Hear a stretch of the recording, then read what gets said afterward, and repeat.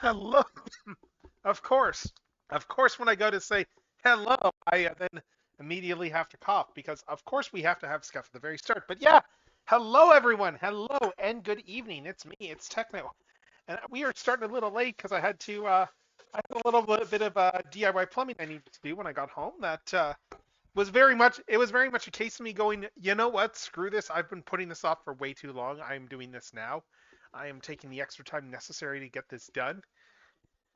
And yeah, and it's done, and the thing that has been an issue for way too long, my own fault, is fixed, and I'm kicking myself because if I'd known how easy it would have been to fix, I would have done this a long time ago.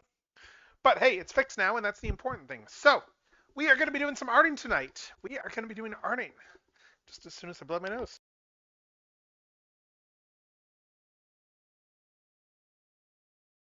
So yeah, I hope everyone is having a good evening so far. I'm going to put some music on. We are going to relax. And then yeah, I am going to just keep drawing this thing that I started on drawing. And you know what? I'm gonna do an album or something like that. I don't do albums often enough for listening to. We're just gonna put a whole album on. Actually, that or I will. What do we want to do? What do I want to put on for music? I want to put on some stuff I don't normally put on. Let's just go through. Yeah, why not? Why not do this stuff here? I'm going to just. Yeah, I'm gonna put on some stuff from why not put on the soundtrack for Crazy Ex-Girlfriend? Because why not? I haven't listened to this in ages. Okay. Or not, hold up. I need to restart iTunes because it is coming through the wrong device. Uh Joy, I hate when this happens. Alright, so alright. I don't know why it's doing that, but I thought this was all set up for the right device, but I guess not. So let's fix that. Let's kill iTunes. Let's restart it and let's do some music, and then we will start working. But while we're doing that, I guess let's talk about what we're doing this week. Let's as soon as let's talk about what we're doing this week. So yeah, so the plans this week here, we're doing some arting, and then we're doing some Genshin on Thursday. Ideally, I'm gonna have all the art stuff done between like today and Wednesday. I'm gonna have this done. So yeah, we're gonna do that, and then yeah, and then at some point this weekend, I'm not yeah, I've got time all day Friday, so it might be Friday. I'm not sure if it's gonna be Friday, Saturday, or Sunday. We are gonna be doing a big toy unboxing because frankly, I have a lot of stuff I need to get to. I have a lot of things I need to open up, so we are going to finally get to that entire stack of things I need to open. So let's go back over to the art and let's put music on and let's do this properly. Let me do this as a proper thing here. Let me do this as a proper thing and just put them all on the playlist. Because why not? Alright, let's see. Add to playlist. Alright, let's see. I'll just keep it on shuffle because why not? Alright, anyway, we are working on a bunch of stuff here. Yeah, we are taking these little mini things here and we are turning them into much bigger things. So let's see. Anyway, what else? So I finished the lines on this one here. So now I do the lines on the next one. All right, let's see. Just to make sure I got all my layers set up properly. Which layer? Oh, okay. Oh, that's. What layer is this? I don't know.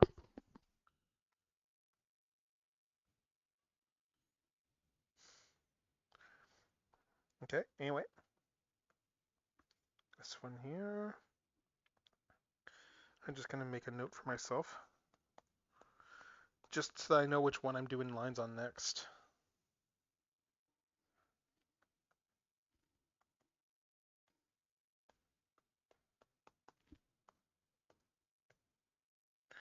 All right, so we're going to come over here and we are going to turn on the trace layer base. Like, yeah, this is the base layer here that I need to trace in order for doing all of the stuff here.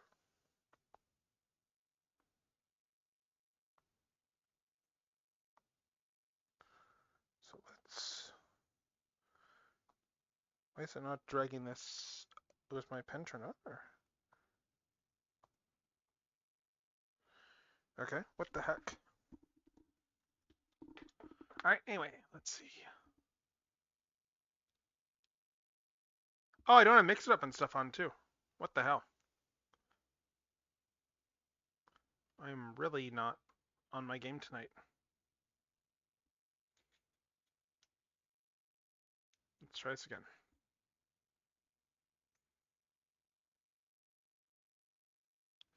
All right, mix it up should be going up. Good. As well as stream elements and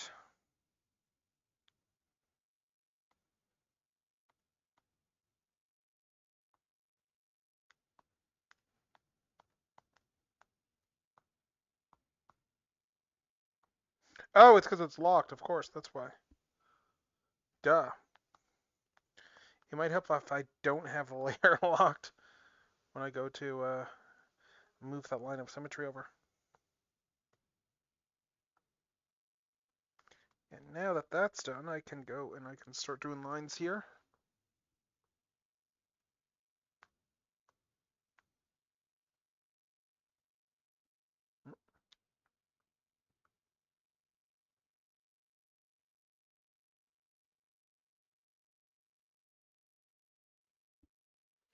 Let's see.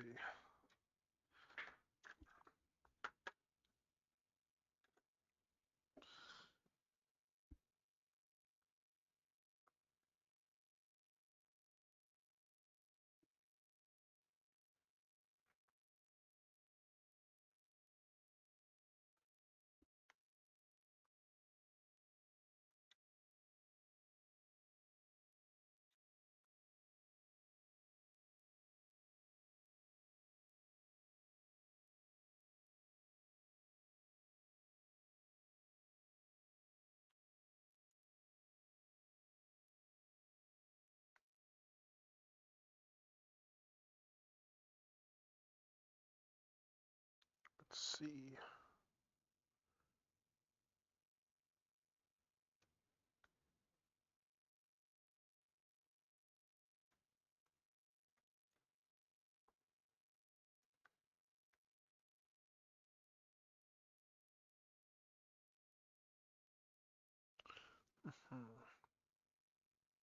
All right.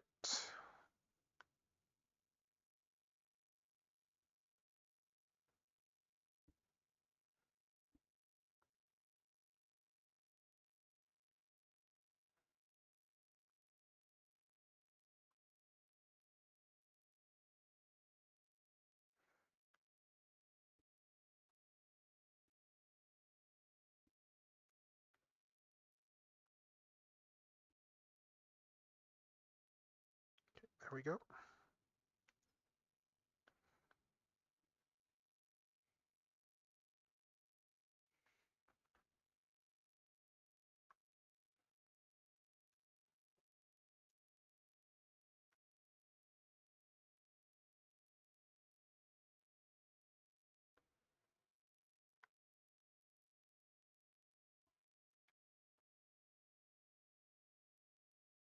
Okay, we got all that there.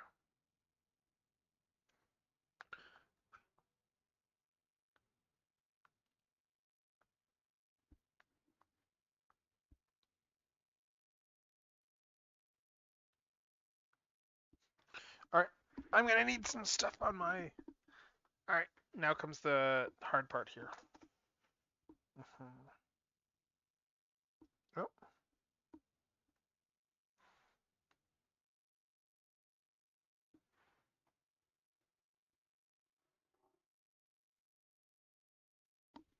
wait, no, I don't want to do that. Use these lines.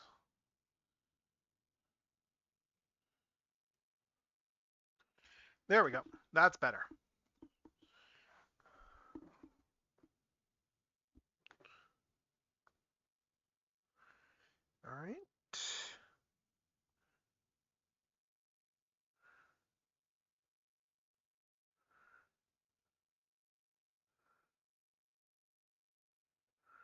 All right, I only need one of these lines.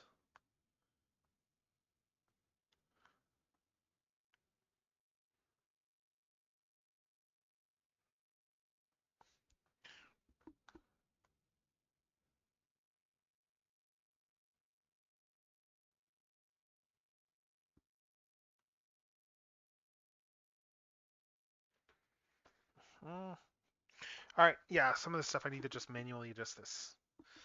Let's see.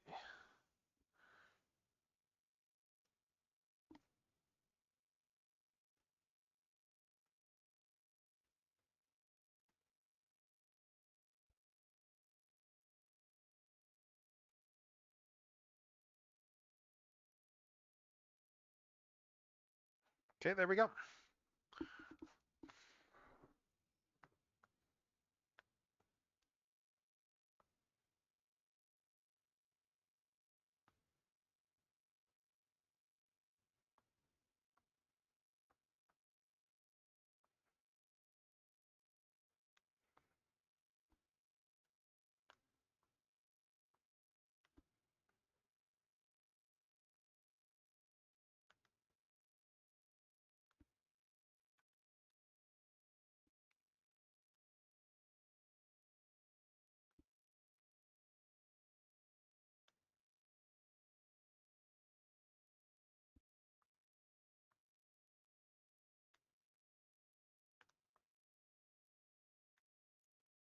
Okay, let's see.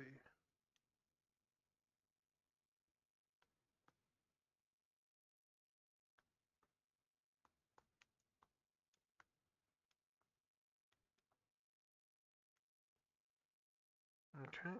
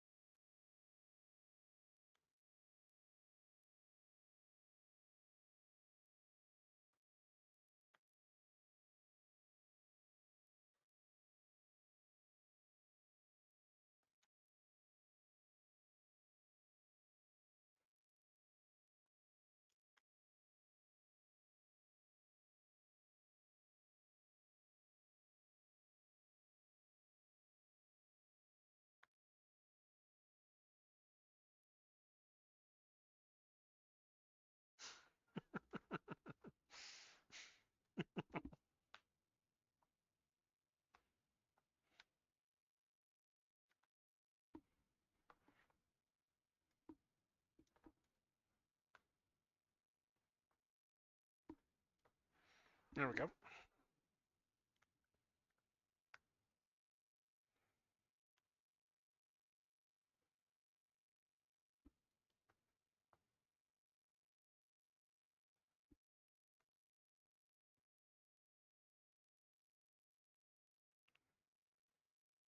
Okay, let's see.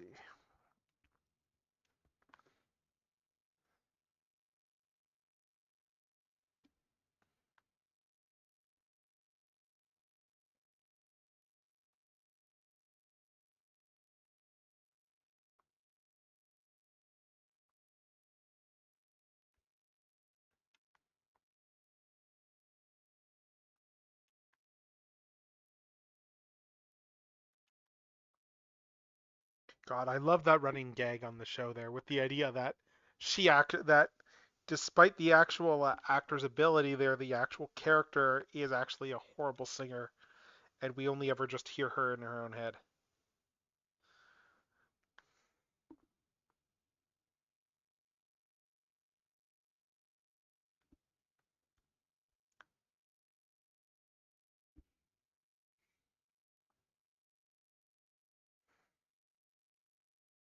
Let's see. So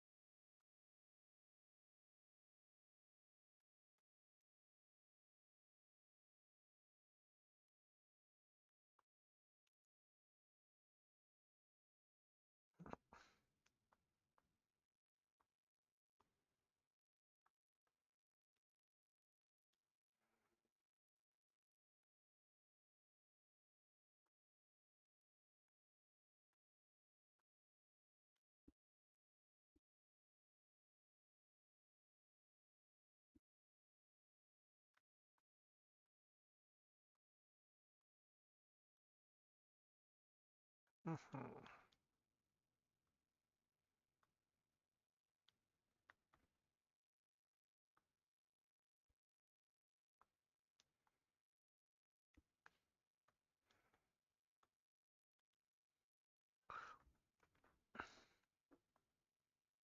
Let's see.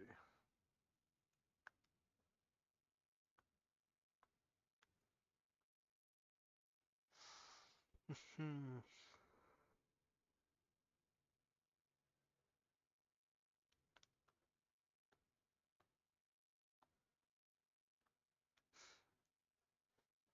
All right, let's see.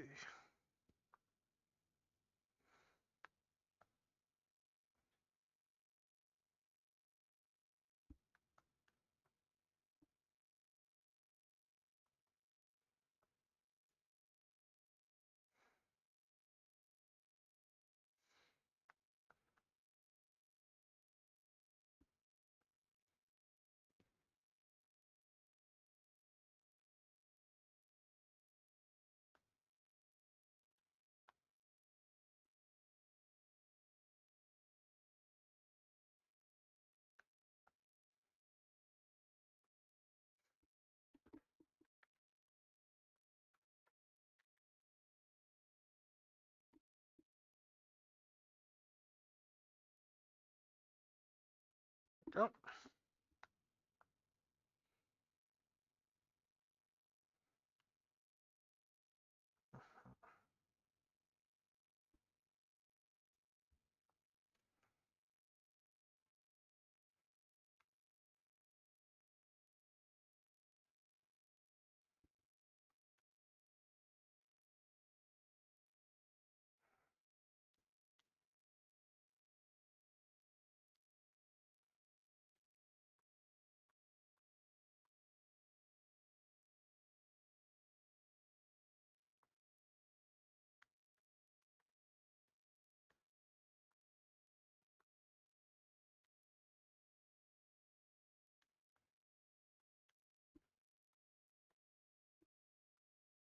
okay, let's see.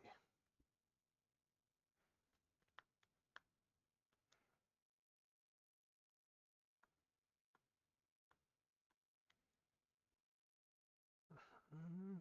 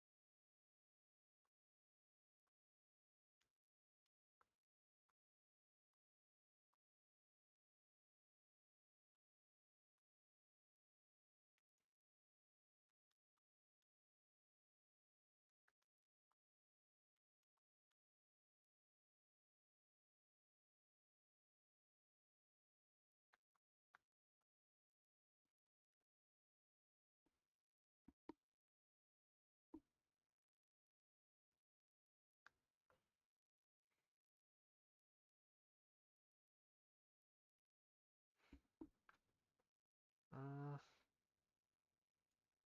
I'm gonna just adjust this.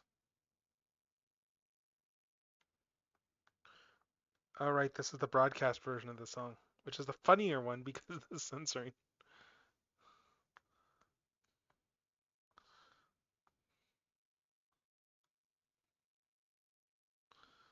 Let's see.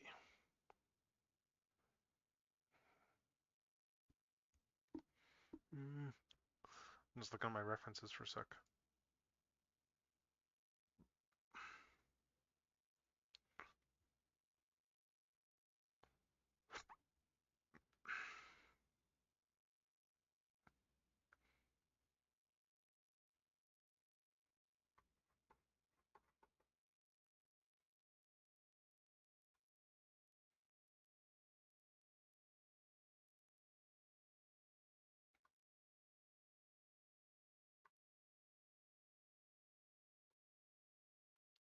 Let's see.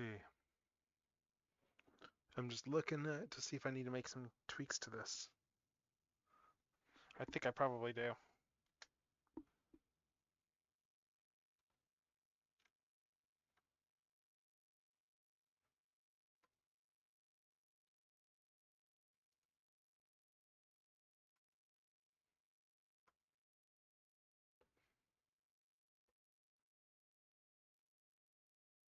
I don't know why this TF-Wiki page I'm looking at for references is just trying to download all the links instead. That's weird.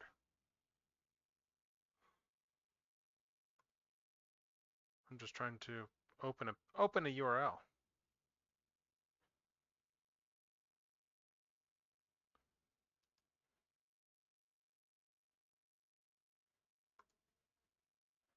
Weird.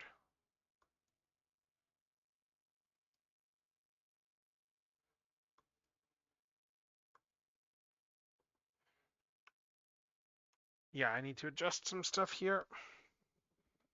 I'm just going off of the some of the looking at the concept art here, and yeah, I need to tweak some things. Let's see. Hmm.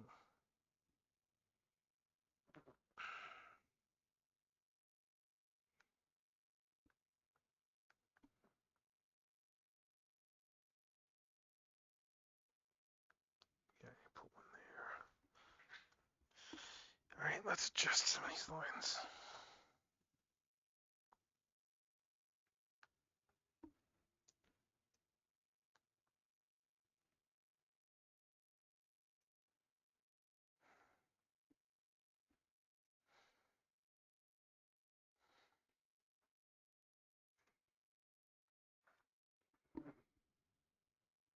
Okay, let's see.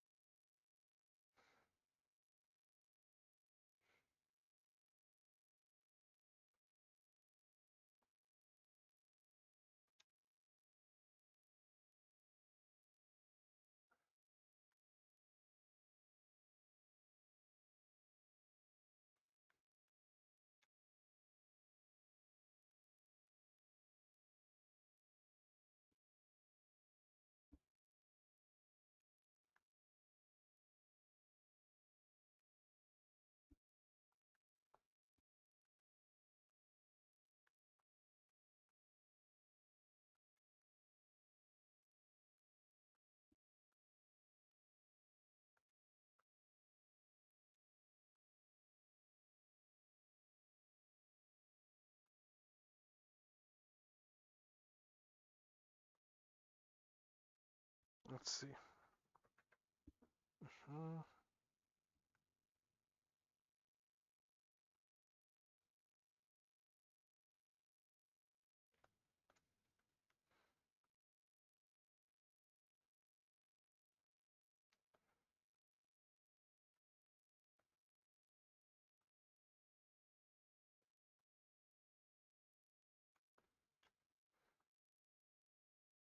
Nope.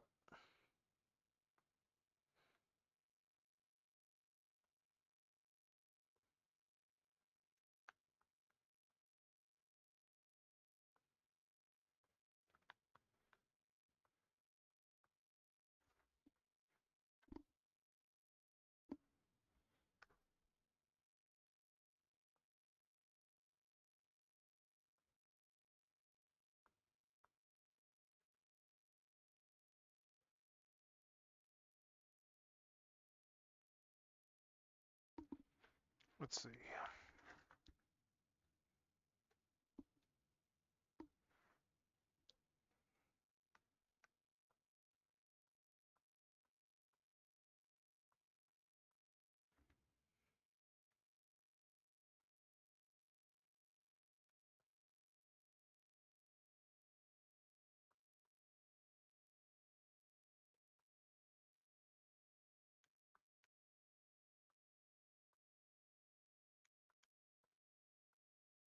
That's better.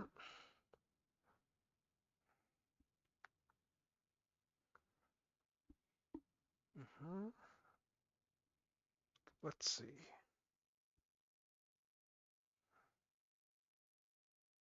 Oh, hello, Strideways. How's it going? How is it going? I am just in the process of redrawing elements on this thing. Right. I'm trying to check references and stuff. I'm just double checking the actual head design on this.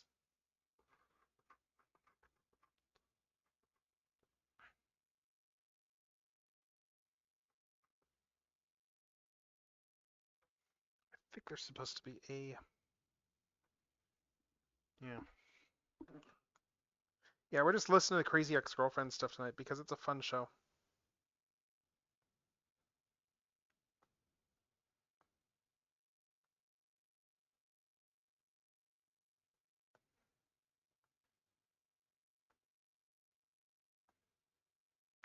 Ah, sweet. Awesome. Awesome. Anything good? Any good stuff? I mean, it's probably all good, but let's see.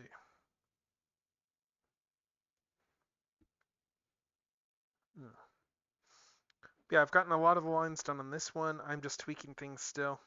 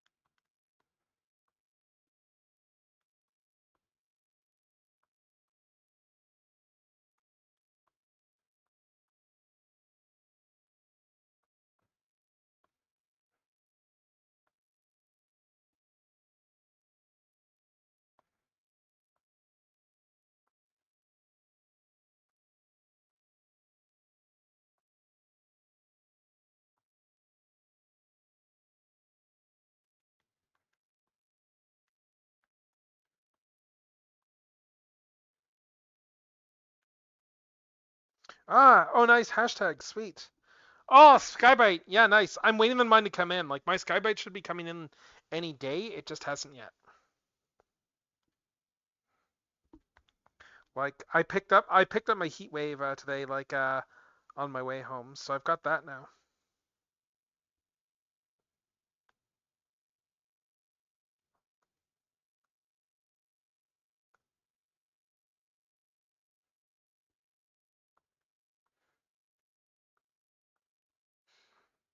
God, I love this show. They take a whole musical number that's about like the whole trope of dream ghosts, and by the end turn it into like a health insurance sucks refrain. Like that's this show in a nutshell. Right? Nice, nice. Oh, that's awesome. Oh, is this which version is this? This is the broadcast. Oh, okay. This is the SFW version. Okay.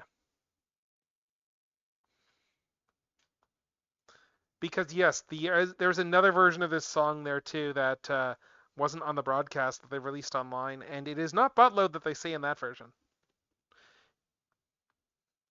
But they still recorded the whole. But they still recorded like the you know non-network broadcast friendly version. It's on the soundtrack as well, I think.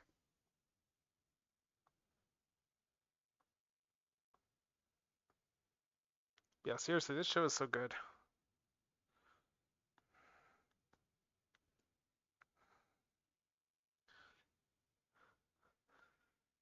Hmm. Yeah, I need to get a Soundwave myself.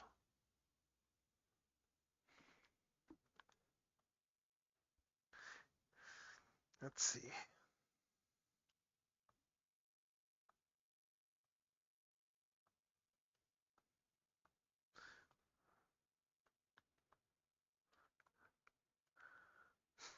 God, this song. Seriously, this show is amazing. Like the songs are all gold.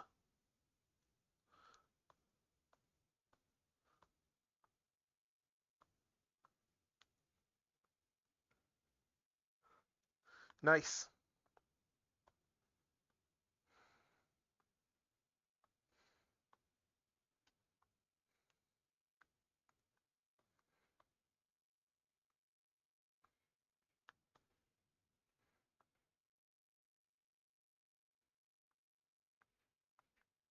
In the Atlantic. And then we peed on the Atlantic.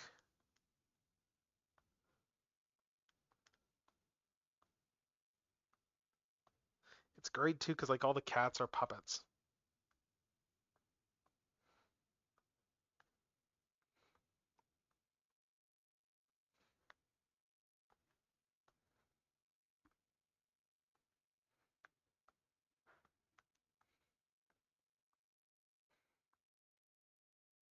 God, this show straddles like so many musical genres. I haven't rewatched it in a bit. I should make it a new background watch while I'm doing things.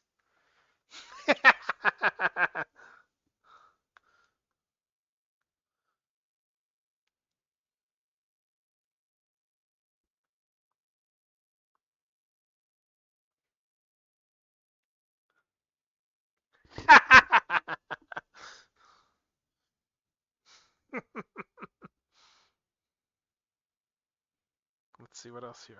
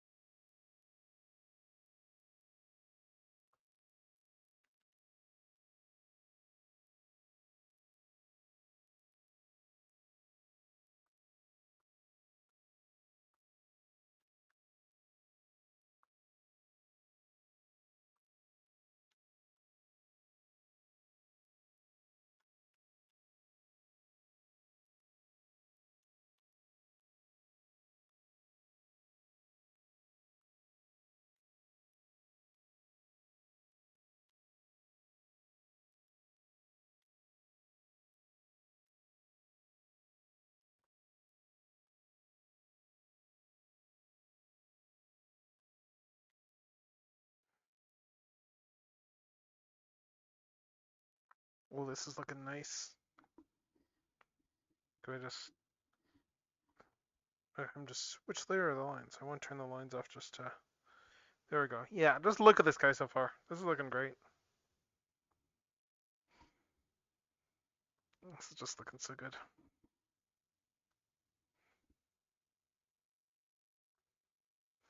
Yeah, you did have to make the Eggman joke.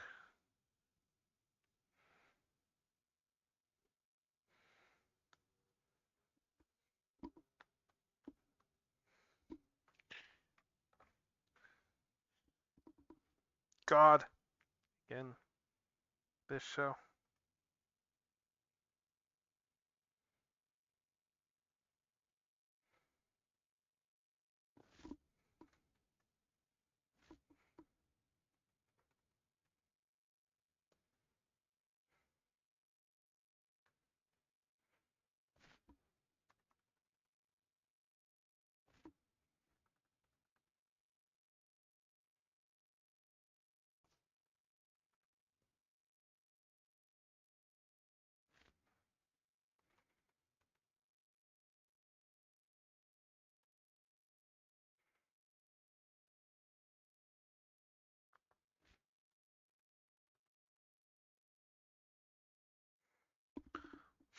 God. Yeah.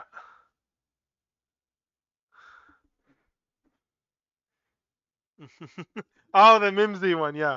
Yeah, it's the exact that exact type of song. Yeah. What's like I know the actor that does George and Crazy Ex-Girlfriend, like the recurring character, like he is a friend of the like he is a friend of the creator. Like he's been in a bunch of like just the videos that she's done for like for fun, that sort of thing too.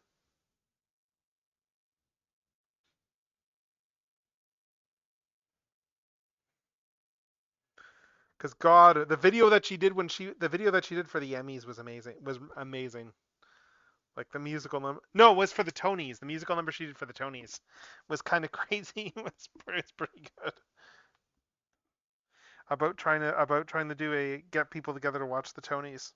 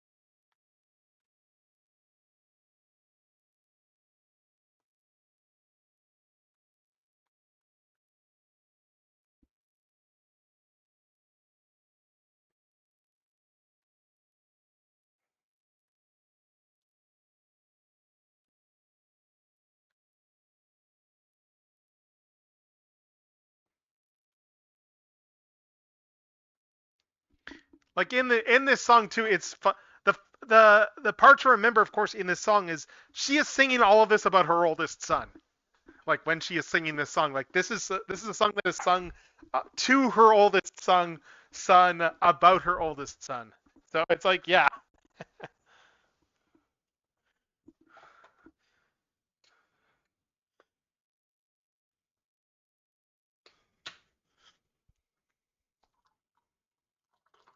because she spent a good chunk of the show kind of writing off her kids,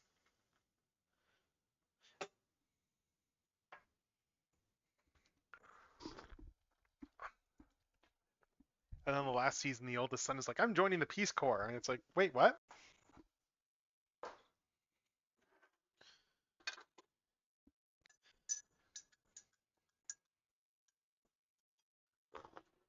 All right, let's see what else. Yeah, no. Have you ever seen Crazy Ex-Girlfriend? Because the show, it is a really good show. It's like 4 seasons. Um, it's 4 seasons. It's fantastic. Like it's one of those things. You know how there's the whole thing where it's like, you know how like with stuff like I'm trying to think of an example of this that's not the one I'm thinking of. You know, like the whole thing, for instance, the whole phenomenon of there's always a tweet. Um, it like this show, or like there's always a Simpsons episode for something. Like this show with its musical numbers, there was like a musical number for pretty much everything in over the course of this show because they do like 1 or 2 numbers every episode,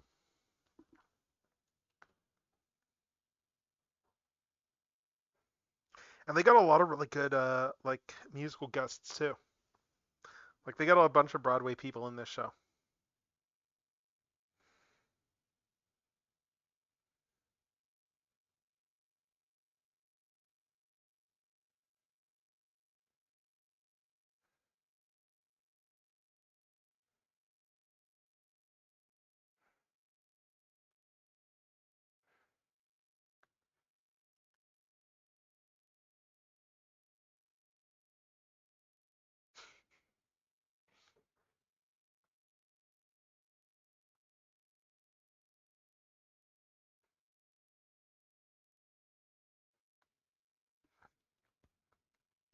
And like it's one of those shows too where it's like the actual premise is kind of silly, but it's like and it is very much an over the top sitcom premise. But as the show goes on, it's very much self-examines its own characters and its own premise and just questions with regards to it's like yeah like there's it's not necessarily like there's characters that make stupid decisions like there's a whole bunch of episodes like early on where it's like where Rebecca is like essentially just throwing her money around in order to just like just to facilitate whatever her current idea or scheme is, and it goes to the point where she actually like drains her bank account because of the fact she is just spending her money on every little thing.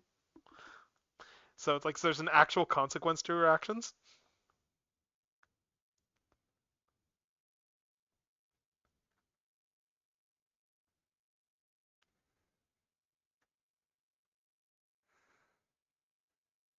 Let's see.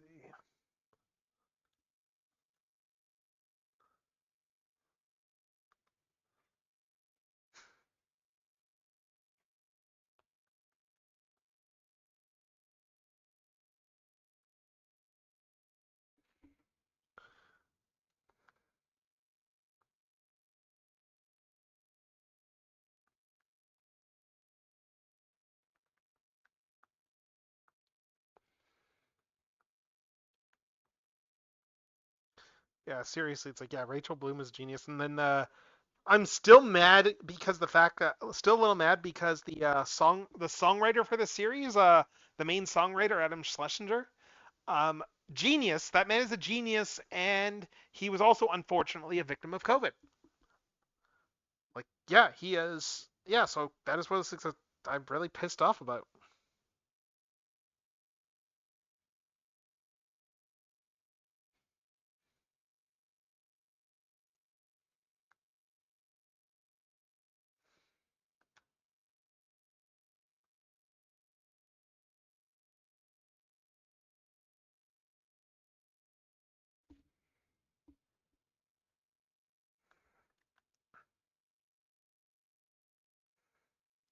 Oh, like the sexy getting ready song is great too because it just subverts that entire trope. It subverts that entire trope.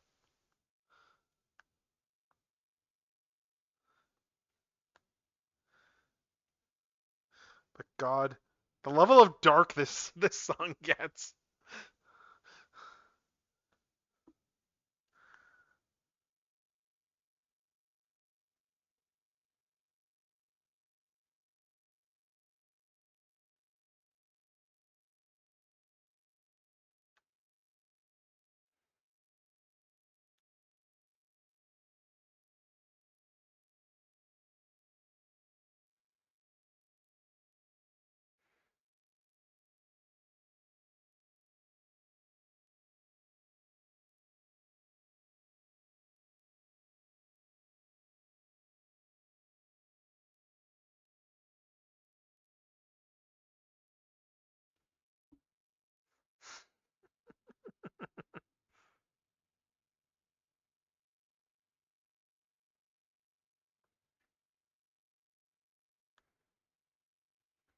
God,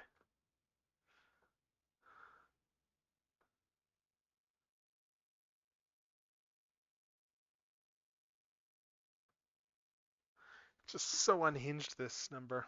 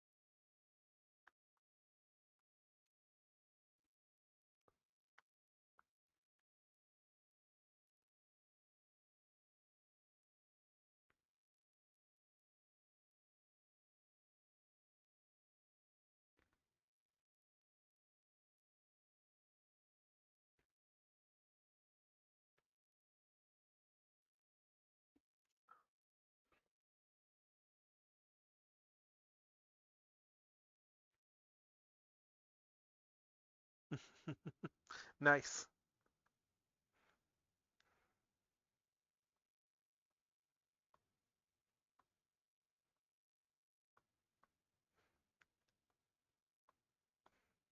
Also, yes, this song is them them as dancers in a strip club during this song.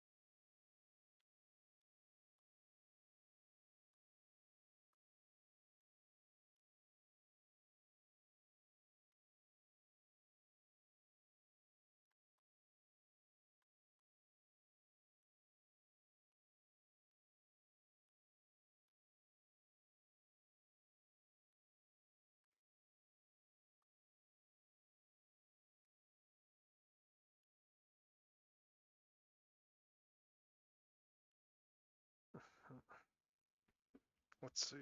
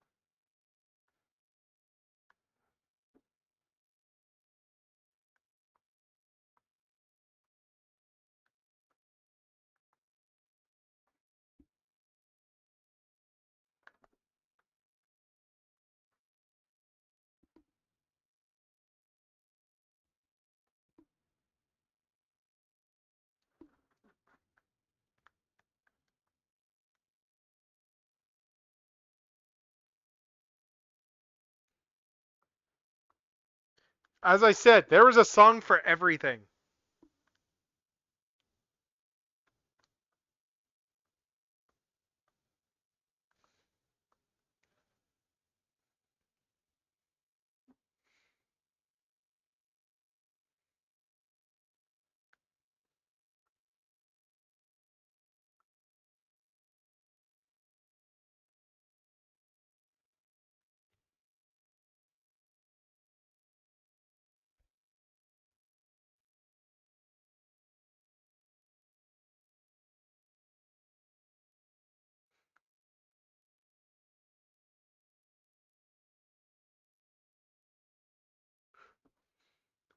Oh, in the reprise for this, at the end of the reprise for the song that they do later on in the so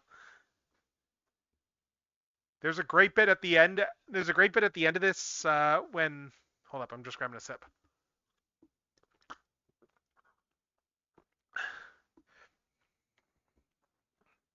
Let's see.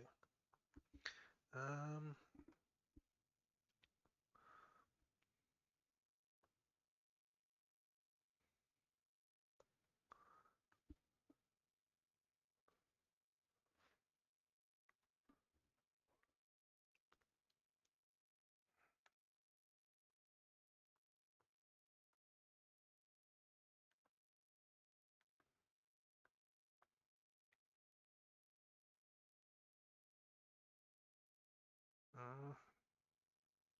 Still not a fan of these legs.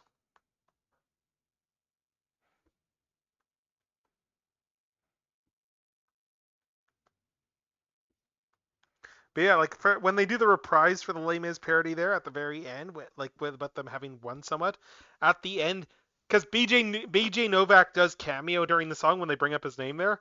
Like at the end, he's like, "Well, time to go back to the old ecstasy factory."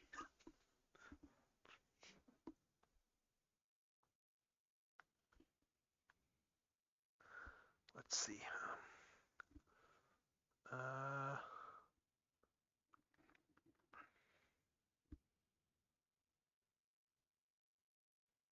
let's see.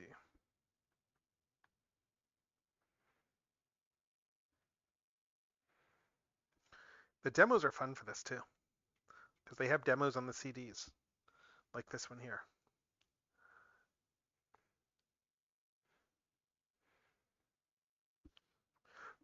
And it's like these are like the early drafts of the songs when they're still figuring out.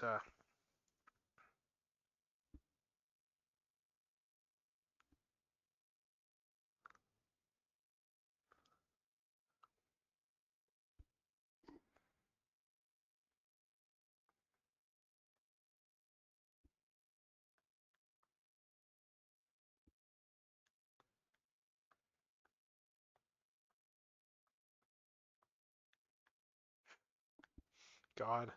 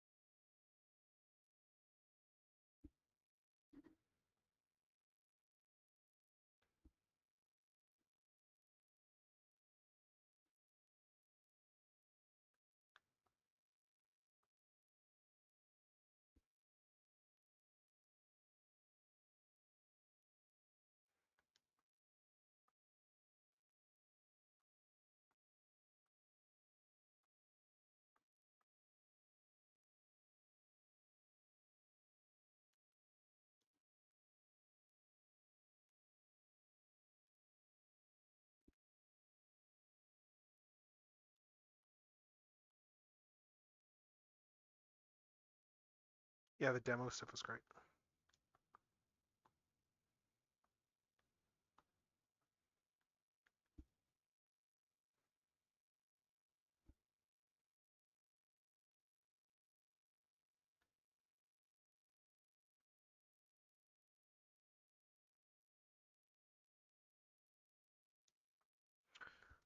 Oh, nice. Oh, oh, this is the alternate version. Okay. Oh, this is a cut song here. Okay.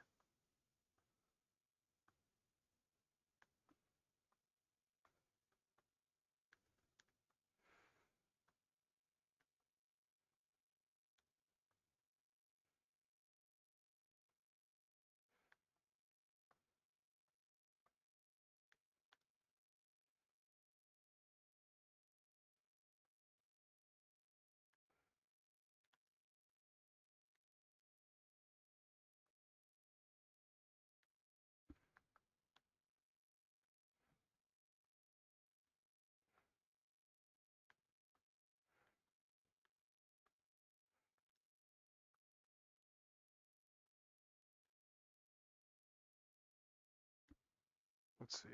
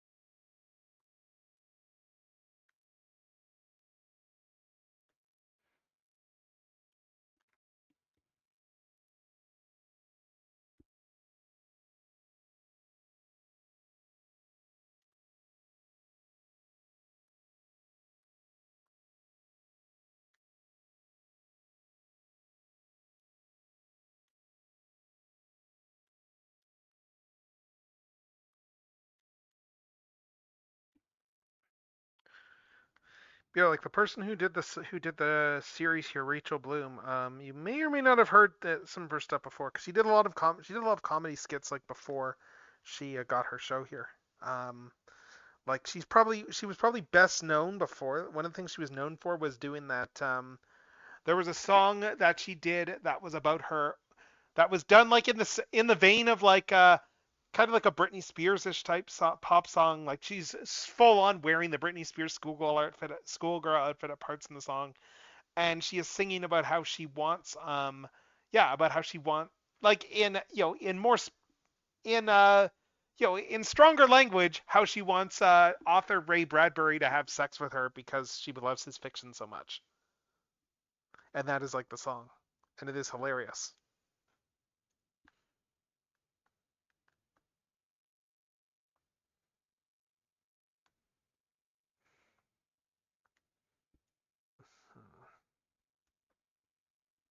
Let's see.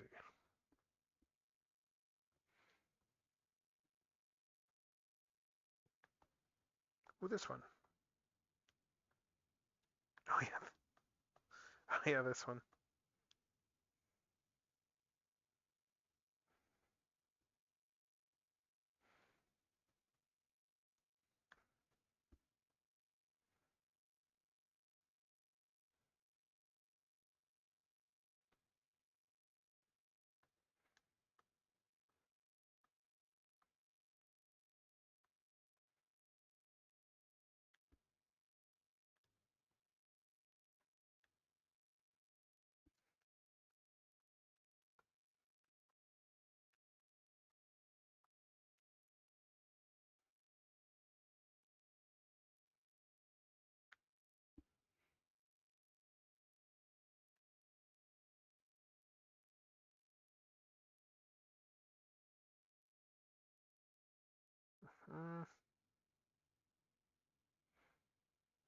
Okay, we need to finish the arms, but we're almost done this guy.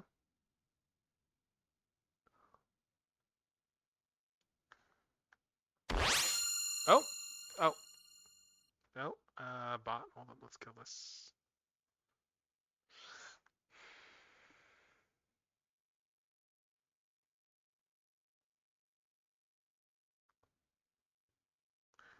Yeah, I want to change the expression on this guy, but first we gotta do this.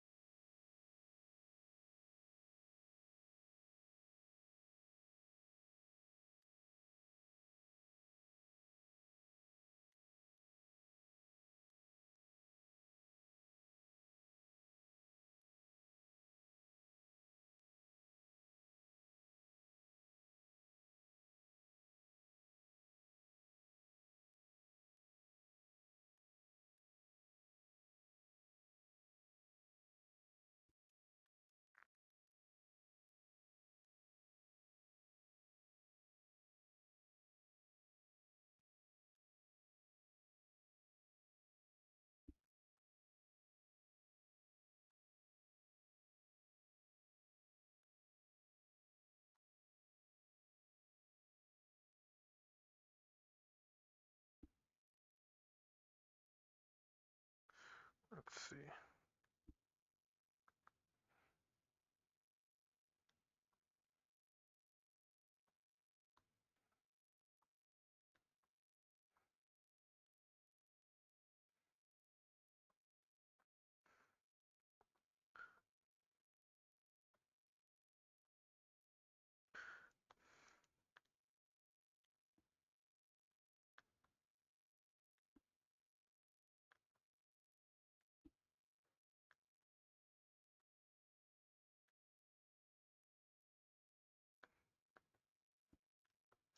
Oh God, yeah. Like in this show, like one of the best characters in this show is, like just it goes on, is the character known as White Josh. Like they do a, they kind of early on when they introduce the friends, the one character block Josh there that they kind of they subvert the usual sort of thing where it's like because the main Josh character he is Filipino in this show, and when they introduce his circle of friends, one of them is named is like another Josh who looks similar. I guess not that similar, but like they're all kind of himbos. But it's like He's known in the friend group as White Josh. So, and he tends to be like a voice of reason character who is just kind of fed up with all the with all the insanity around him.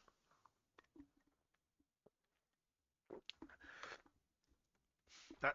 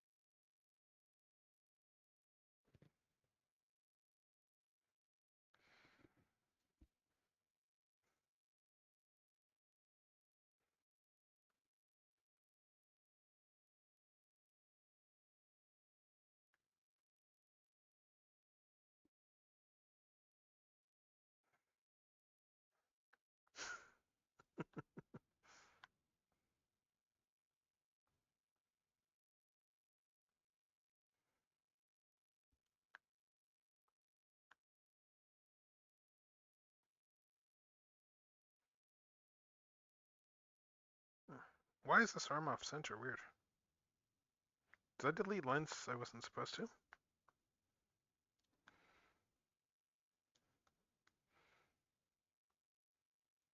Weird. Okay, I guess I did.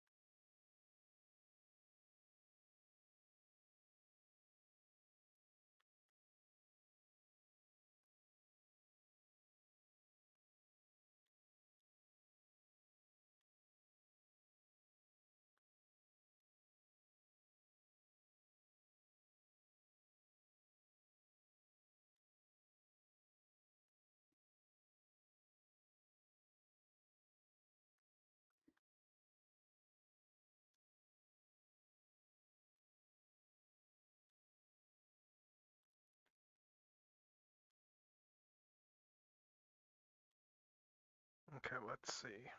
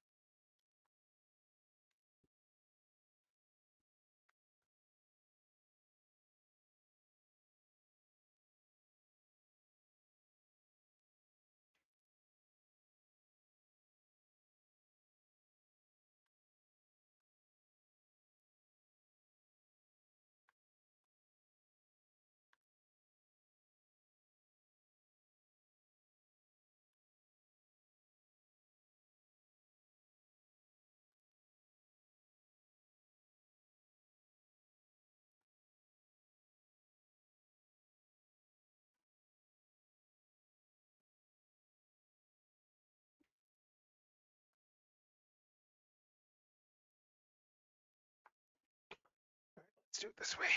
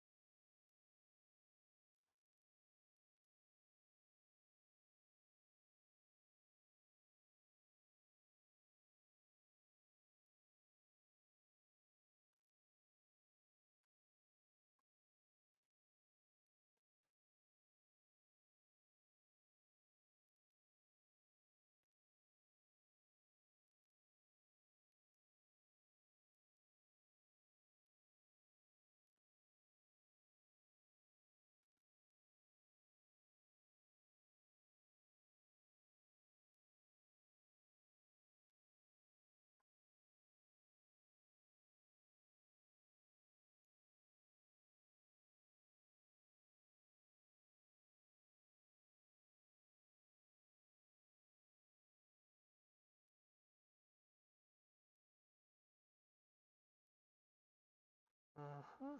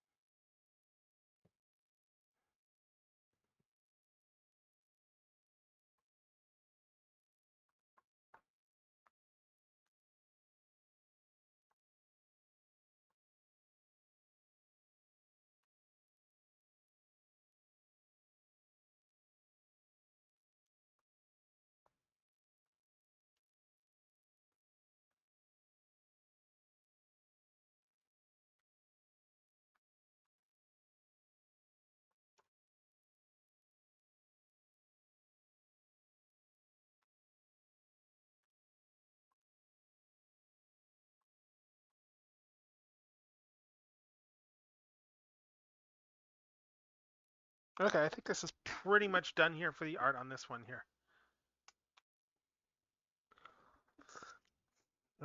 Actually, I'm gonna curve. I'm gonna adjust the curve on this.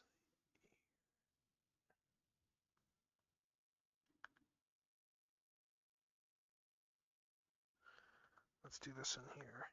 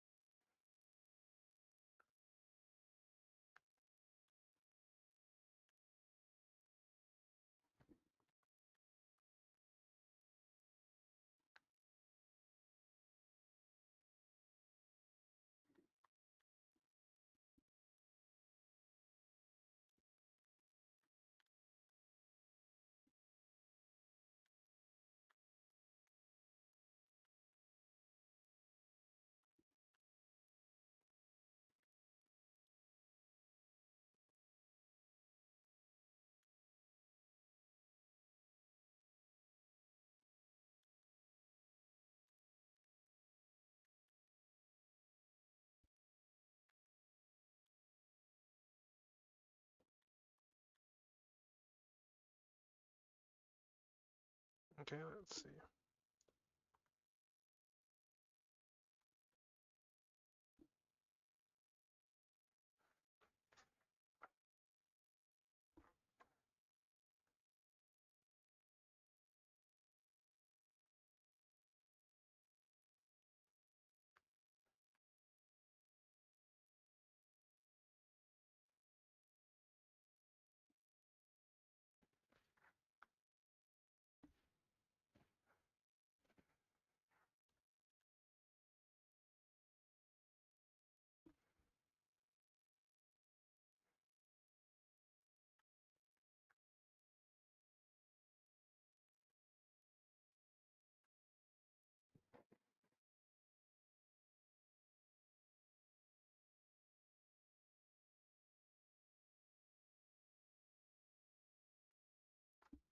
go.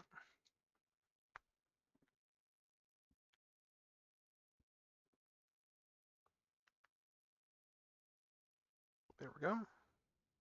All right, I think we're pretty much done with this one. Let's just adjust all the lines. And then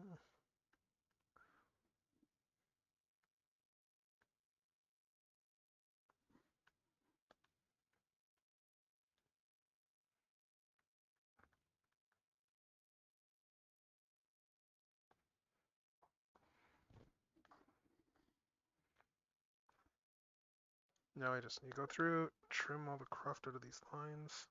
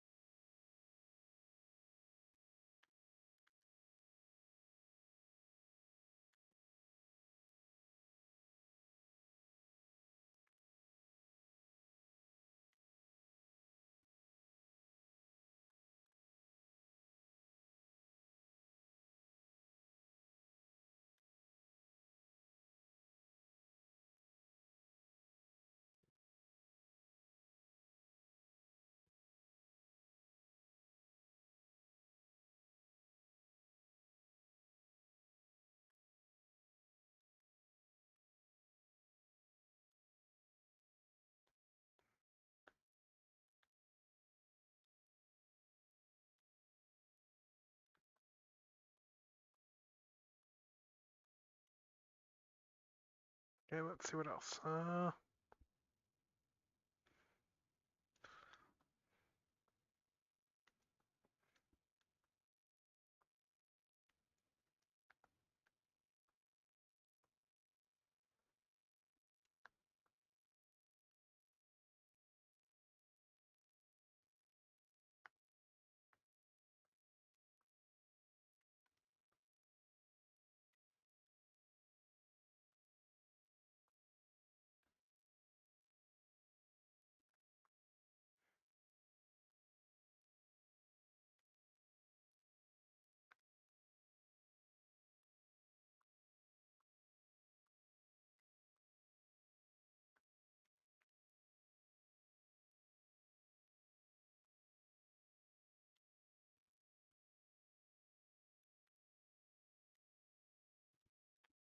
Ah, yes, this song.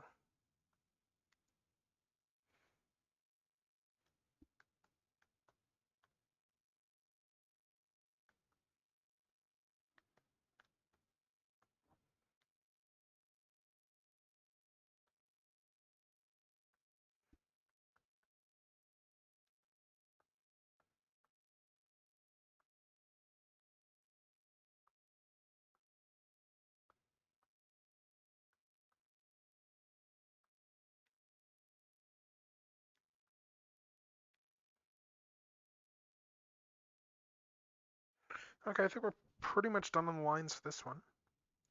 Let's just do a quick once over, make sure all the line widths are right.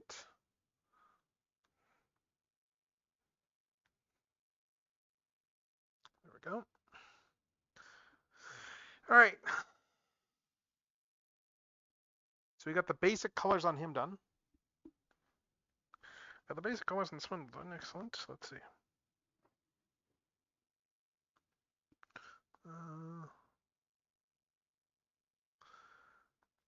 Let me just dig up a reference model.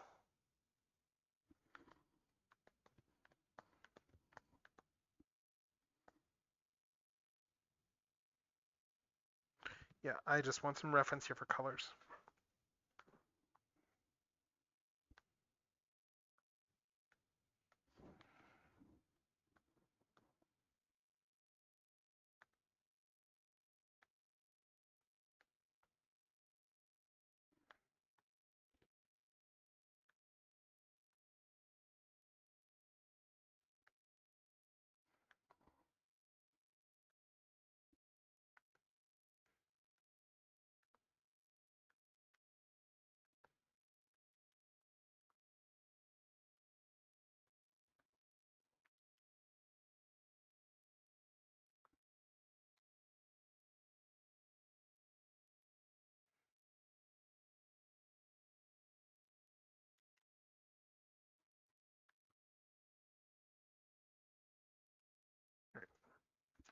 All right, so those are the core colors.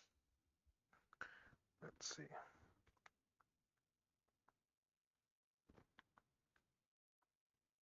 Oh.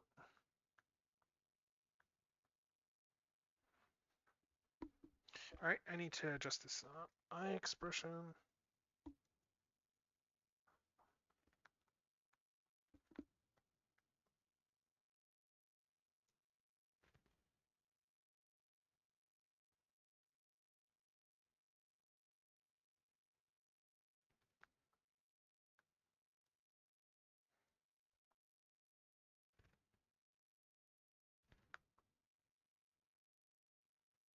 Okay, there we go. There's the eyes looking over to the side. Do the side-eye thing. I'm gonna set up another playlist because I want to put some different stuff on too. Let's see.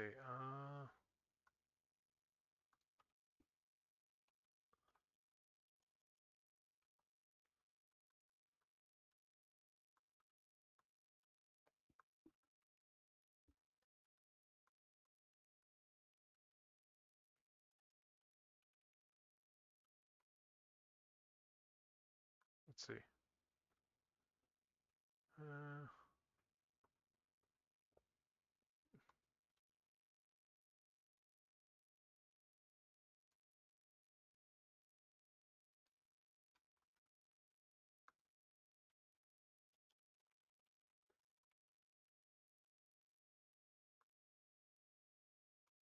let's see.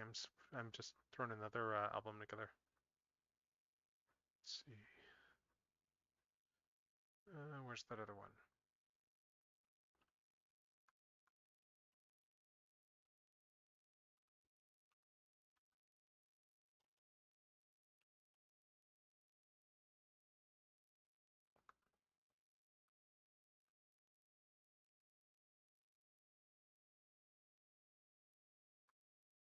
All right, there we go. I got another playlist. I'm switching into in a sec. All right, I'm gonna put a different playlist on next. Let's go with, what do I want to start with?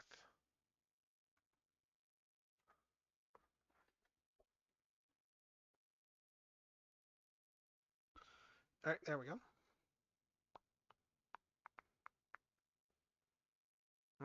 Let's see.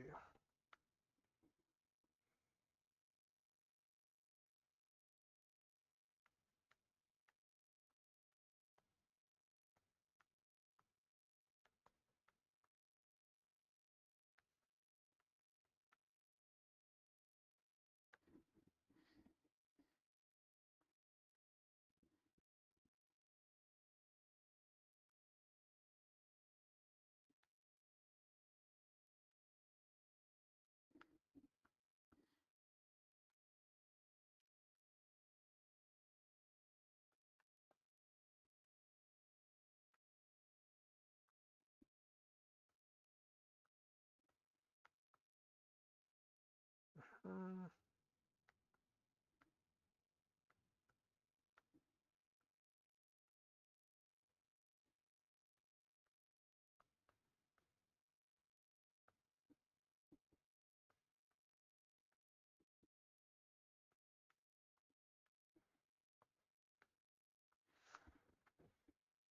Slay the dragon.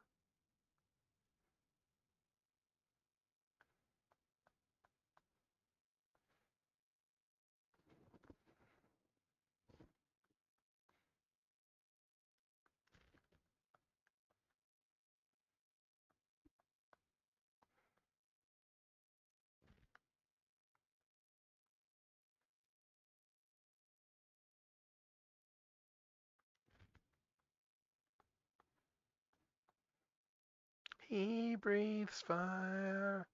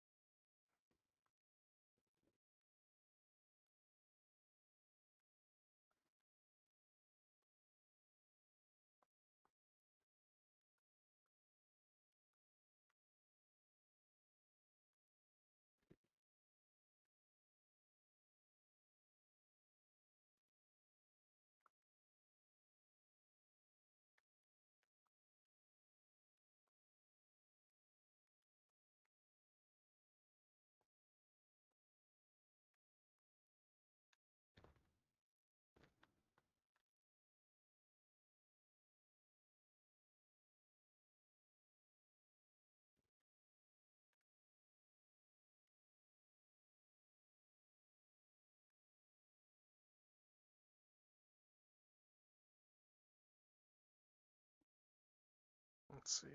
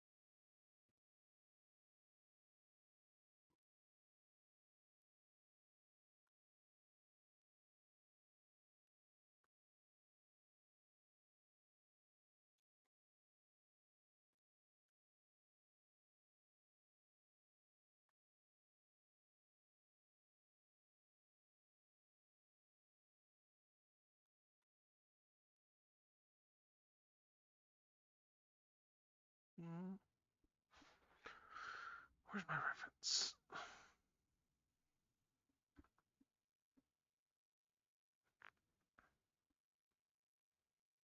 Of dream.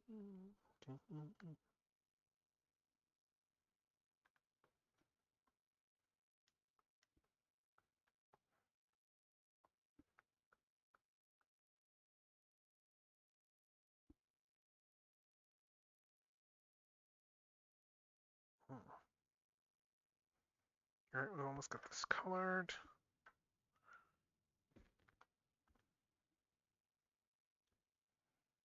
Let's just...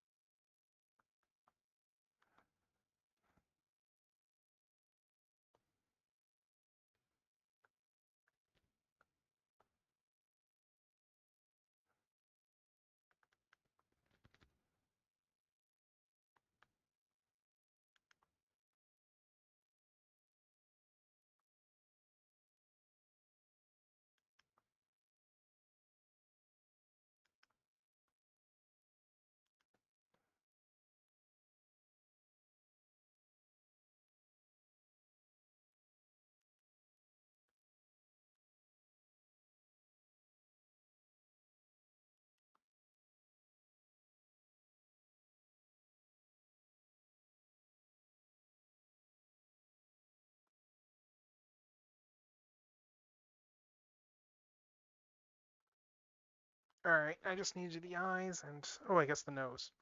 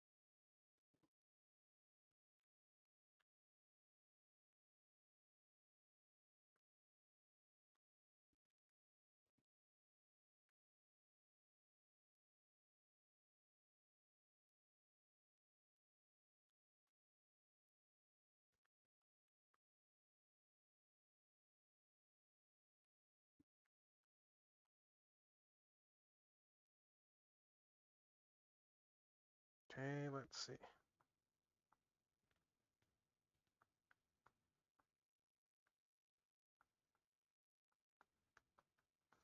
I need to figure out what color eyes he has. That was like the biggest question when I was like trying to do all the initial concept art, like what colors Swindle's eyes are, because it seems somewhat inconsistent across, depending on what I'm using for reference.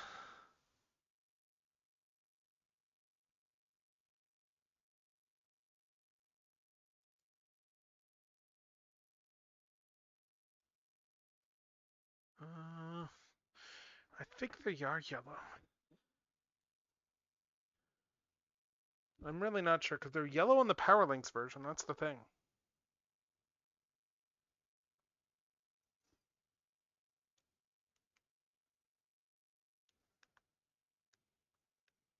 I think they are like this.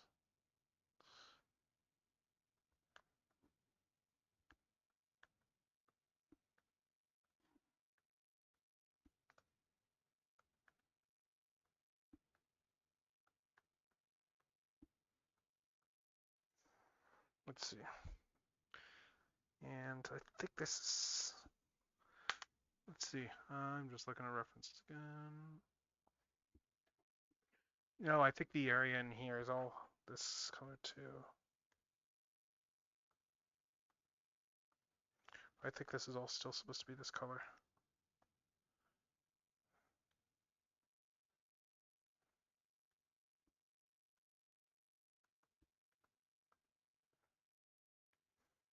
I think this is right. And then say if I like turn off the if I turn off the line art on this guy, we get this. which looks pretty cool.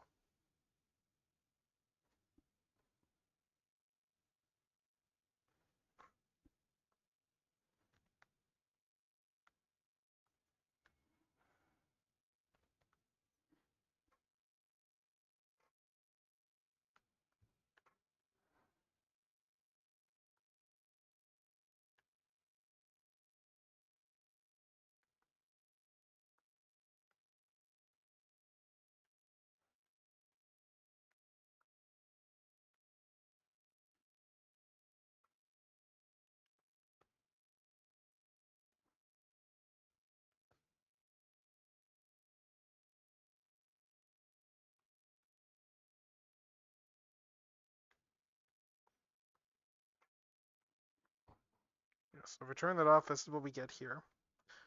For just like the lineless art, which looks pretty cool here.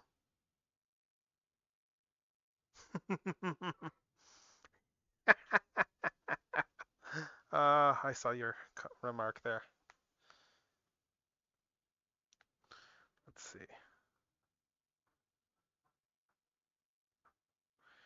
I'm just going to do a little bit of this here too.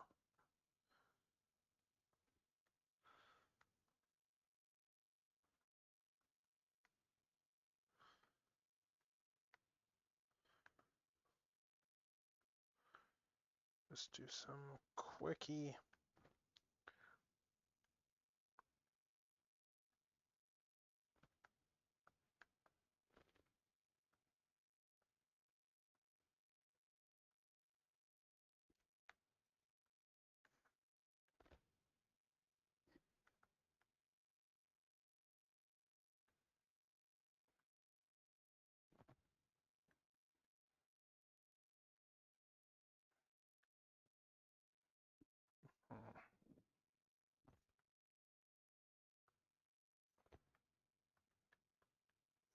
Like, I'm going to do more shading than this, obviously, but I'm just starting here.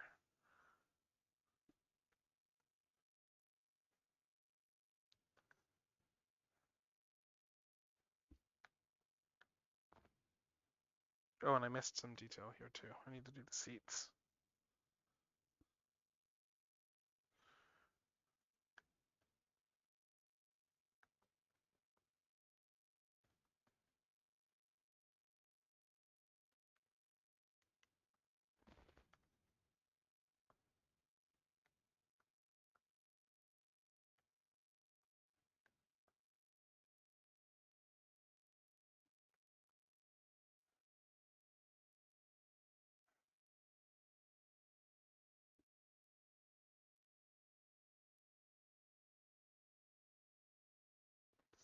Because yeah, if I turn this off now, yeah, we got some actual definition to this, which looks pretty cool. Like, you can actually see some of the detail here. It's like how with the leader one, if I turn off those lines there too, it's... Oh, okay, it's this... Yeah, it's this one here we care about. But yeah, if I turn off those lines too, like, you get this really cool looking silhouette here.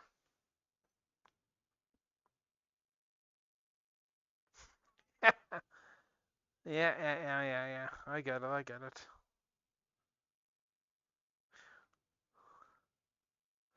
Yes, that's two of them done.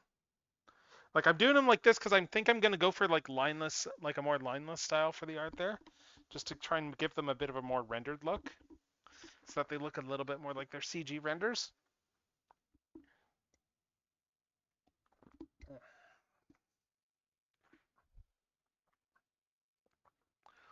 But yeah, let's see.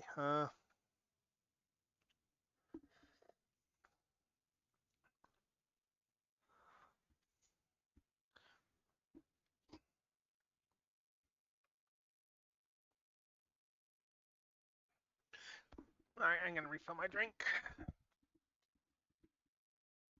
Let's see.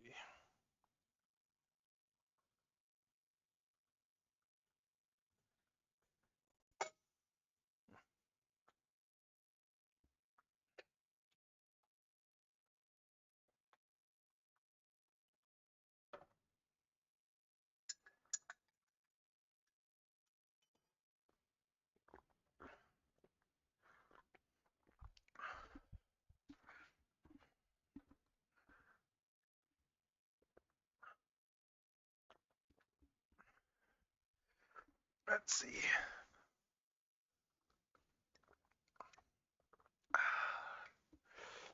All right. Yeah, God, this little swindle. This is just. Oh my God. Like it's coming together. It's really coming together now.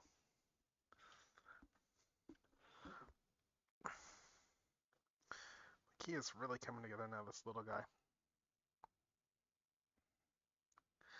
Like you can really see the vibes here that we're going for.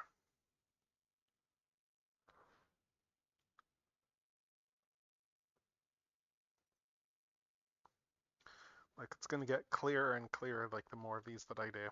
But yeah, now I need to do the lines for the last one. Oh.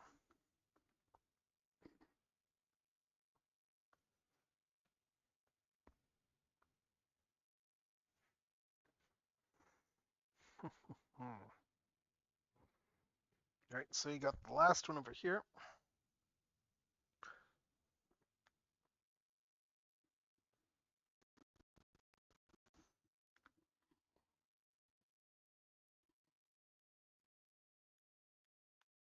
I'm just gonna delete this layer. We didn't end up needing it.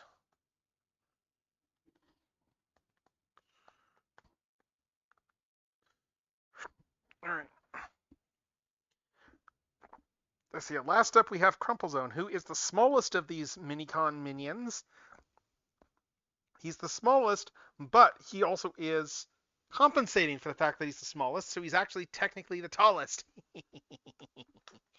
Yeah.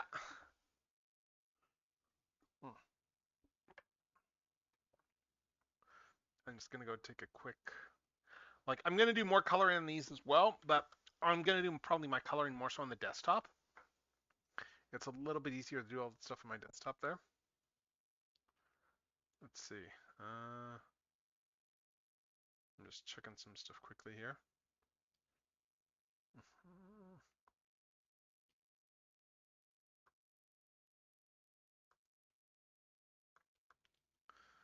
Let's see.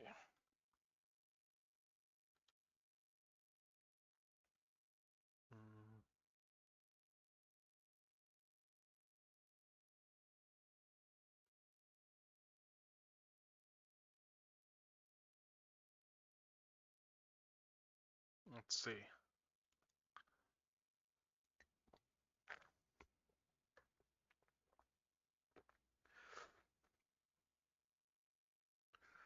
All right.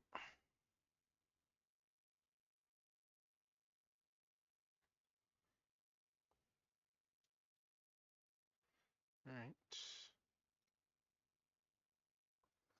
Anyway.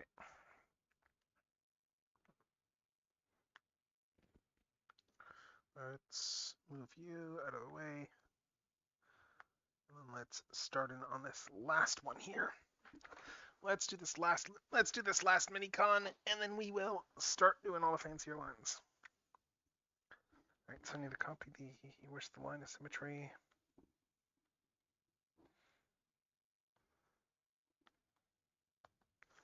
Yes, let's steal his line of symmetry, and then there we go.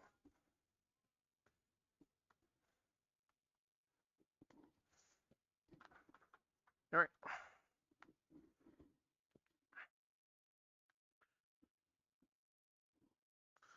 Might help if I did the right shade.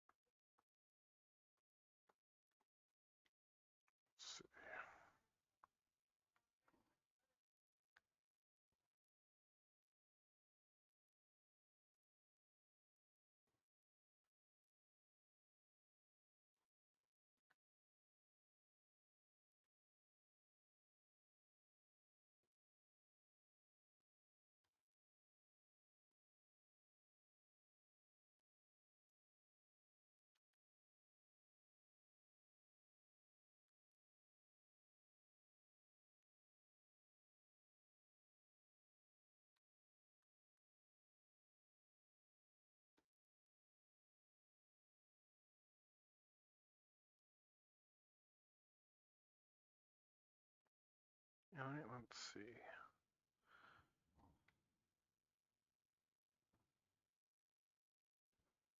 Alright.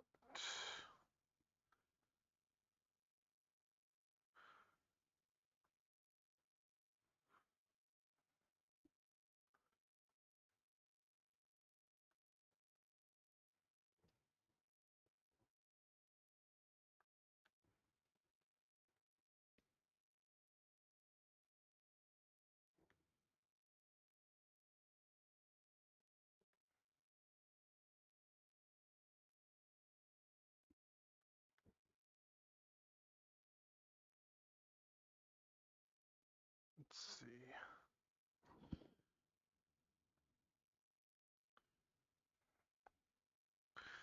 Alright.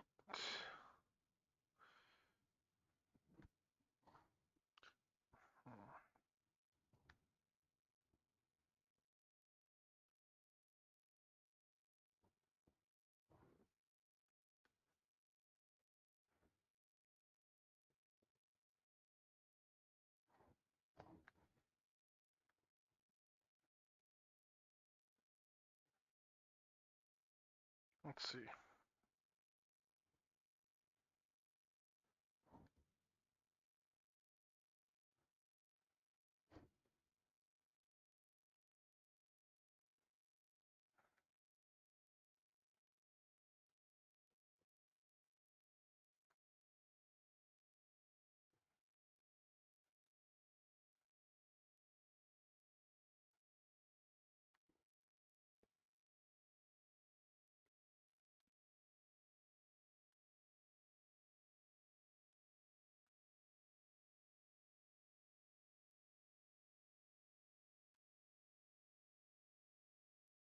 Let's see.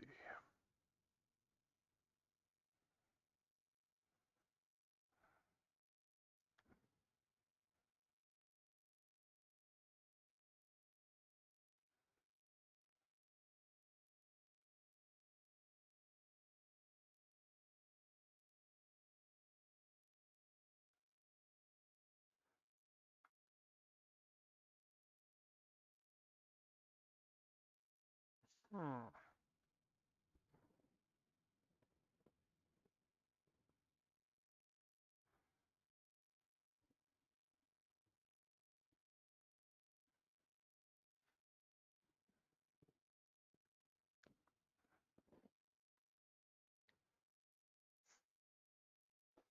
I need to look at the couples and stuff here. Let's see.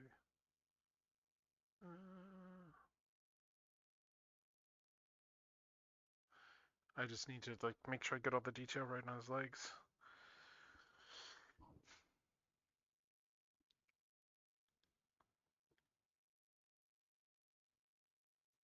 Let's see.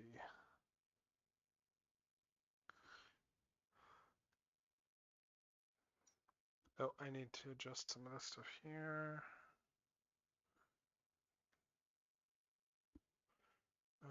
Let's see.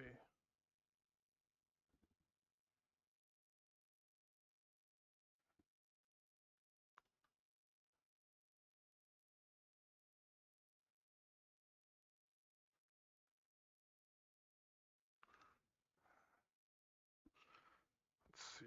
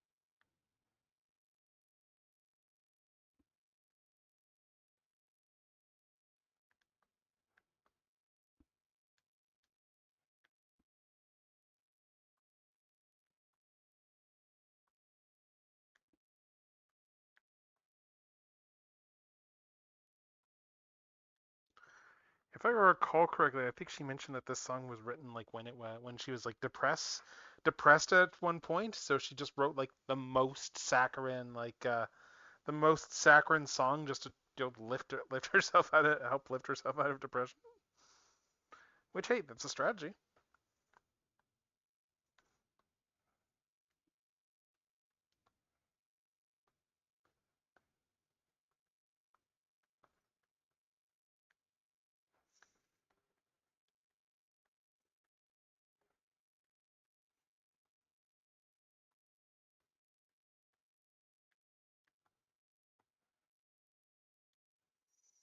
Let's see.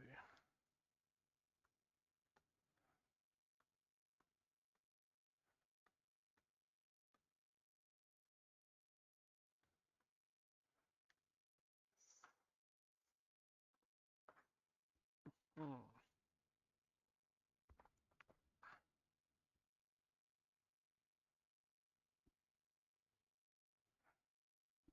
Oh yeah, this one.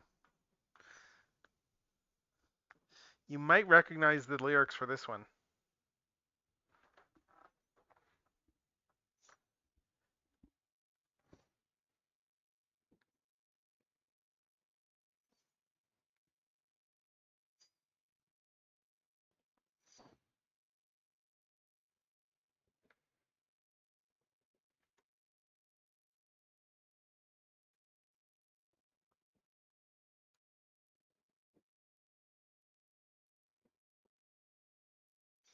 Yes, she put Ada's Ode to Spot to music.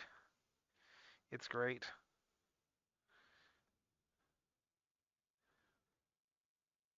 Meow meow meow meow.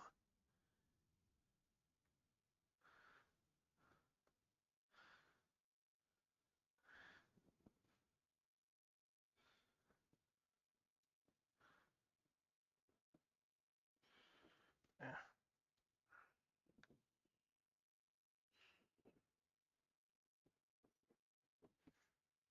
I keep pressing the wrong keys.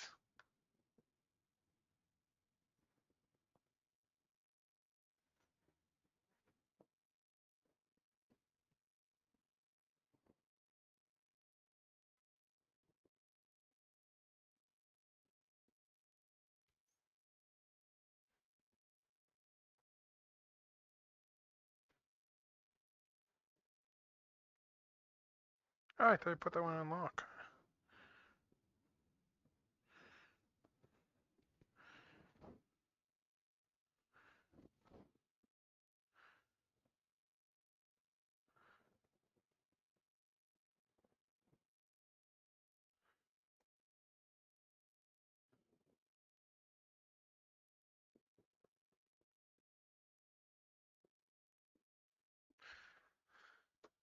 Yes, yeah, yeah. It's the data one. Yeah. Oh, nice, nice. Cats are great. Cats are great, like therapy animal. They're just great animals to just relax with. Hmm? Eh? Qu'est-ce que ça?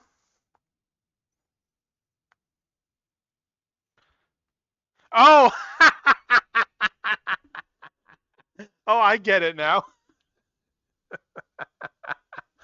Oh, that's good. That's good. Let's see.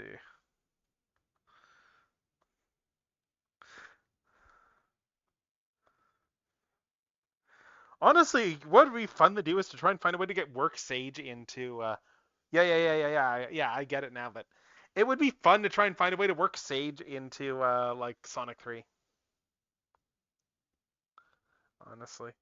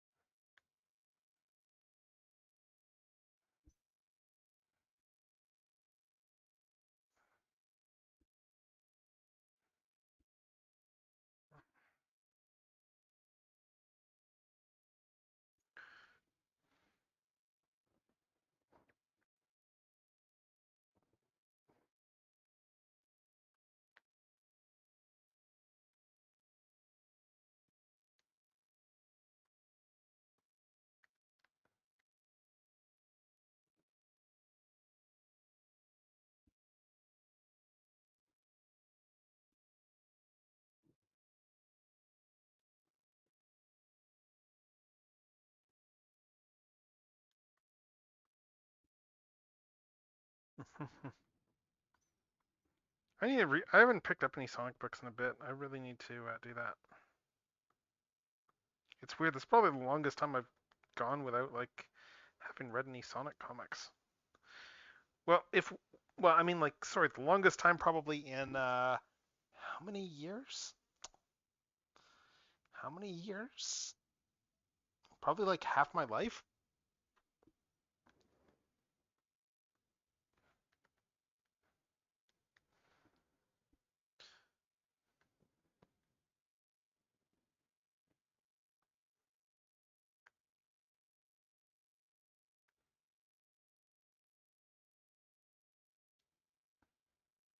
Okay, let's see.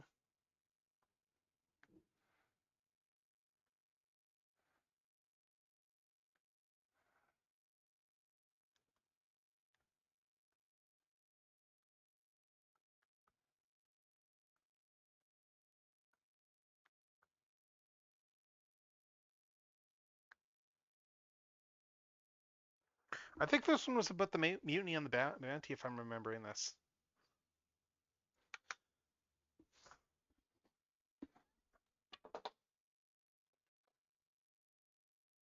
Yeah, I think that this was yeah, I think it was Mutiny on the Bounty that what this song was about.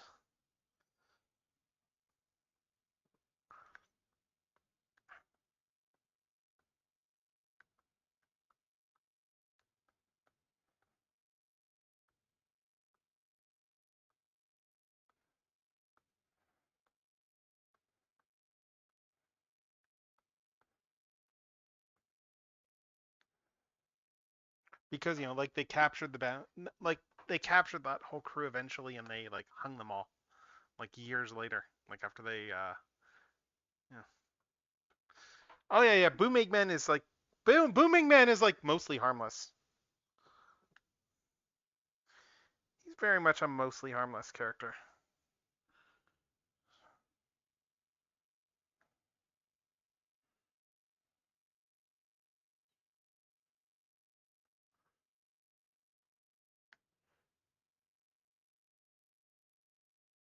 Let's see.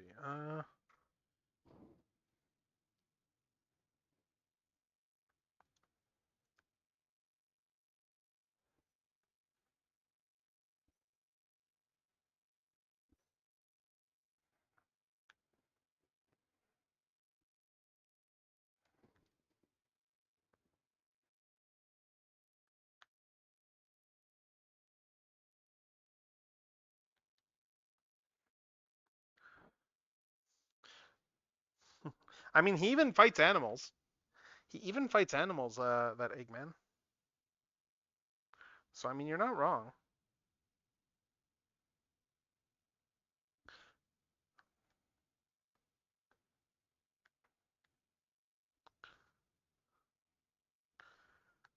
Actually, I just thought of a new innator that Doofenshmirtz would use that would defeat like his enemies.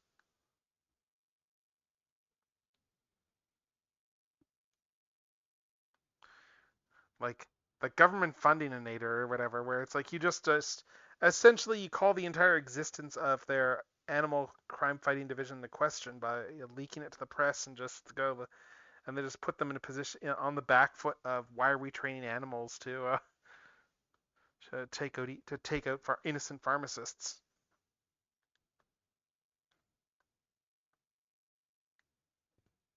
Oh yeah, this one.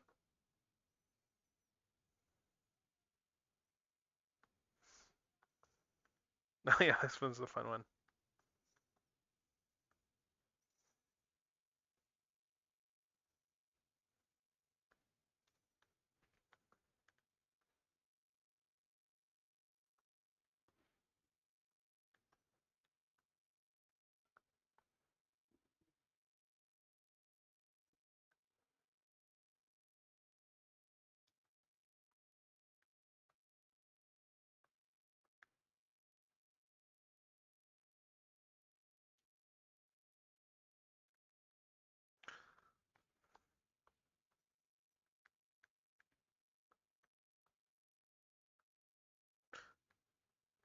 I love the challenge of this one is very much a challenge of How much can you rhyme with Lannister?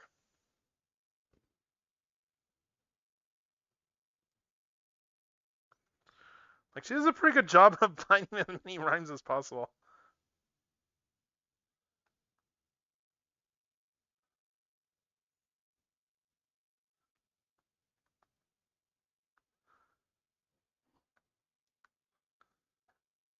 I love that last verse.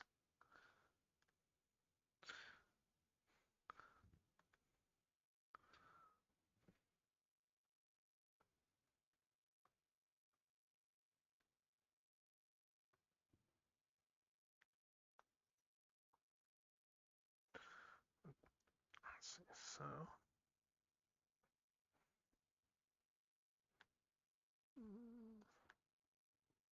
let's see.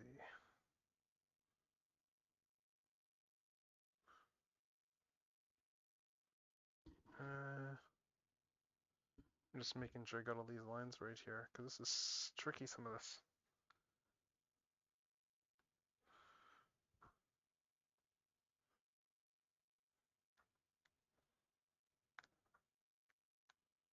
Let's see.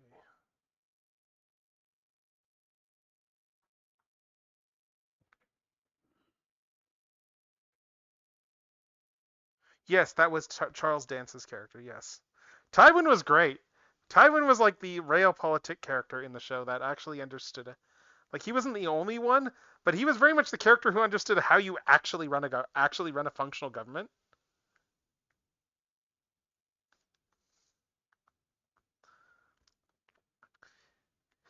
And like, I will say, to the credit of yeah, like Tywin wasn't really the one that was like caused all the problems in the realm either. Like, Tywin, if anything, was the guy who was keeping all the plates spinning, like, amidst all these different problems. Because I mean, what sets off the entire story of that is purely the fact that the Hand of the King finds out that the heirs are that the heirs are not of the king's line, and gets killed because of that, and that sets off the entire chain of motion of the story.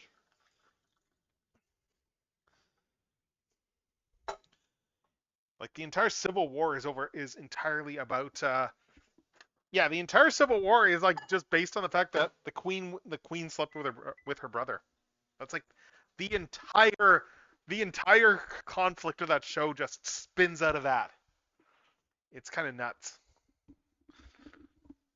Yeah, yeah, yeah. Disaster dominoes, exactly. But it's like, it's the most petty stuff. But the thing is, it's like, I did see an analysis which pointed out that as far as kings go, sort of thing, like, Robert Baratheon wasn't like necessarily like a very good king. Like, he spent a lot of his time feasting and drinking and stuff like that. But he was probably also the person who was smart enough to let himself be. There's an element of intelligence from the sense of that he was smart enough to know to play the fool and to leave the running of the realm to like more intelligent people who would be a problem if he tried to boss them around. Because like, Tywin had no interest in actually being king himself. Like, he's Hand of the King. Like, yeah, he wants to get his lineage into the throne. Sure, like, marry into the he had his daughter marry into the throne and stuff, but he's not trying to actively take over the realm. He wants political stability. Like, he is actually like the exact guy you want running stuff. He is the guy you want running things because he actually is willing to do, like, understands how dirty the position of Hand of the King actually is. It's like in the whole in the one that they're doing right now, like the whatever it's called again, the current Game of Thrones. Oh, yeah, yeah, yeah. No, that makes sense. That makes sense. I get it. I get it.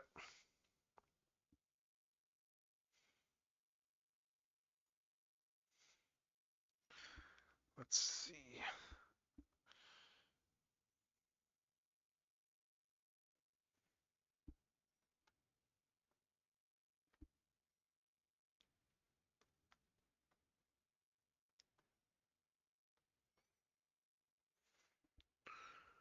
Uh,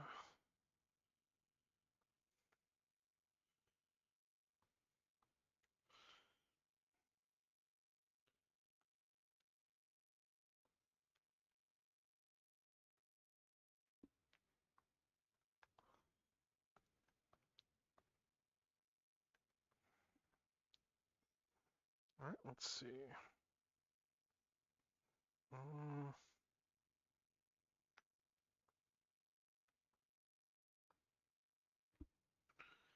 what else?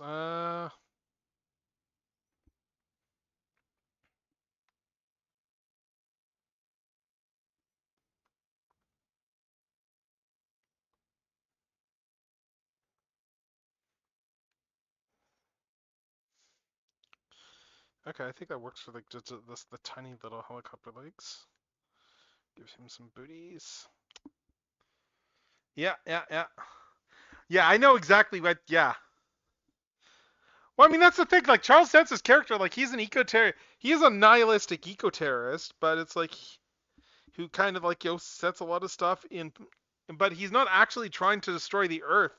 He is just under like the mistaken belief that like he is under the 100% mistaken belief that Ghidorah is like a natural part of the ecosystem.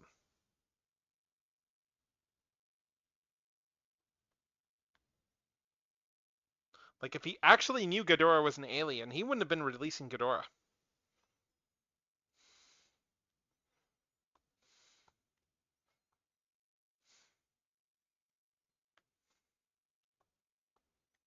But you know how it goes. They were all of them deceived.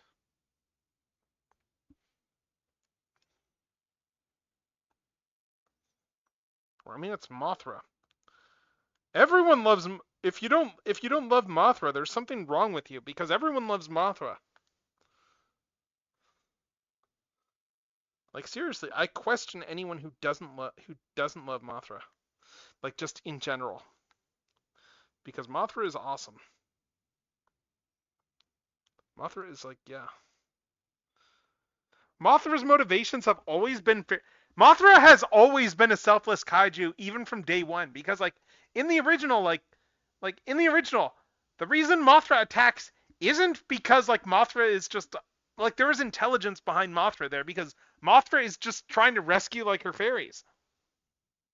Mothra's trying to rescue her fairies from a bunch of like Japanese who think that they own people.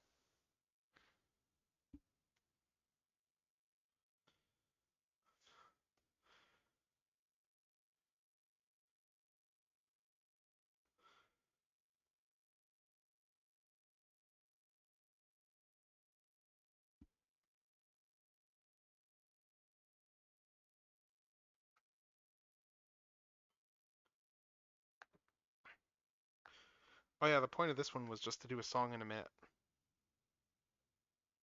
Like the entire thing of the song is just fitting a song into a minute, full song into a minute.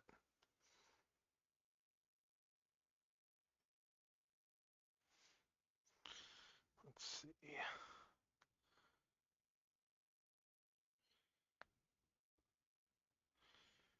Alright. Yeah, exactly. Like Mothra is full on doing what is full on operating from a place of rationality in that film.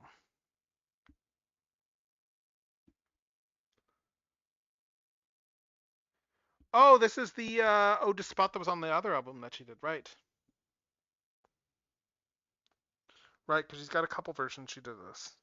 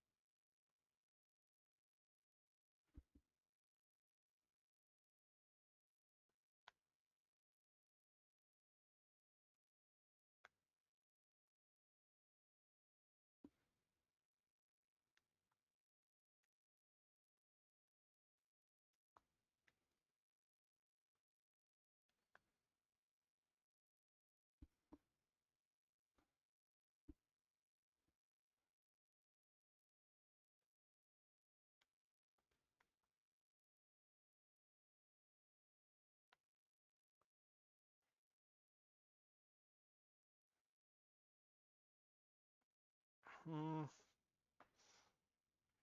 I'm just looking at this here. I need to adjust some stuff on. Yeah, I need to adjust some stuff on this.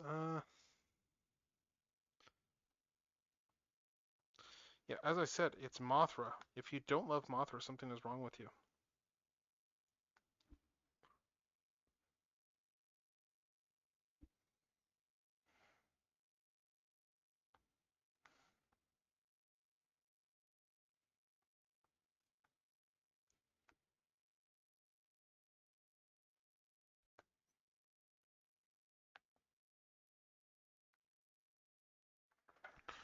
All right, let's see.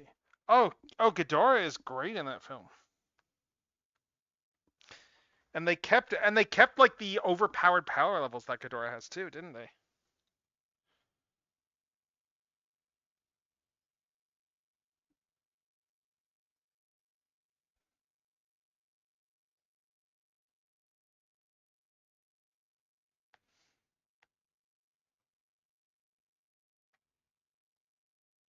Oh yeah, this one's based on an actual historical event.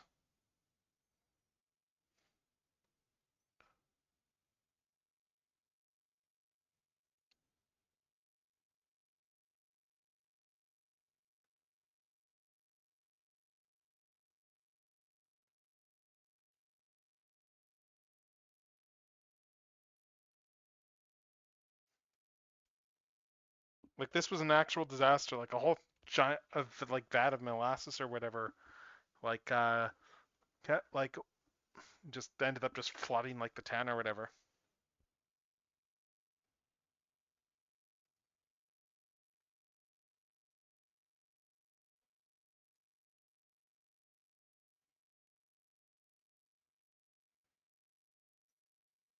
Okay, there you go.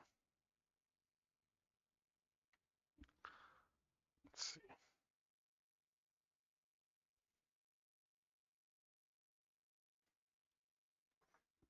Hmm. Yeah.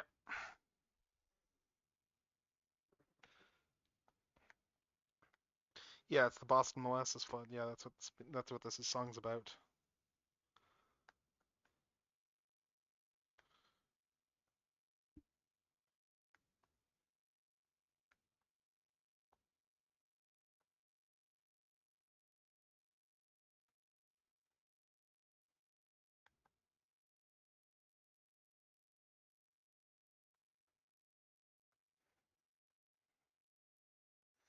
Let's see.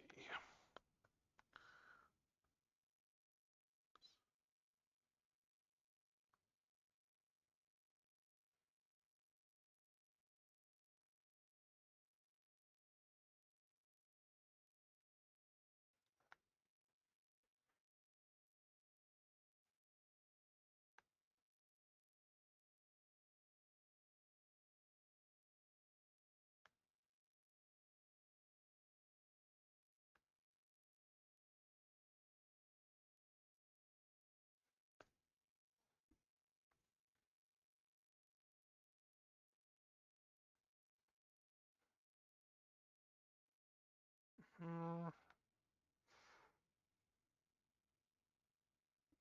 Let's see.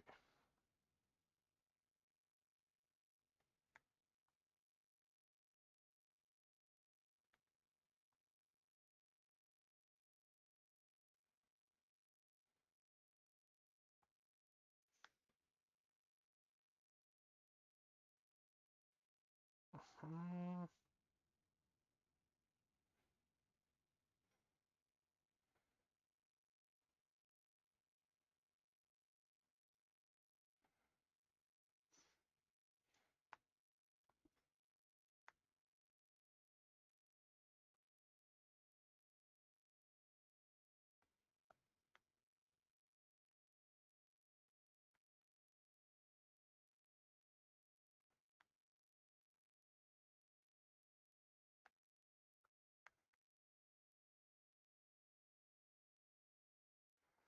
Let's see.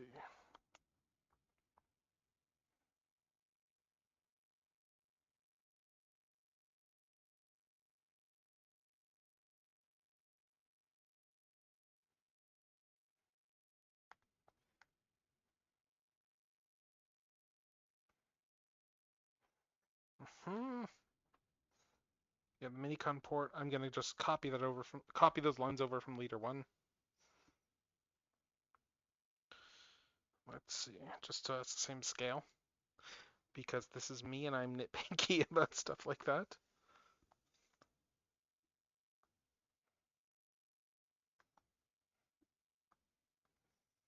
Let's see.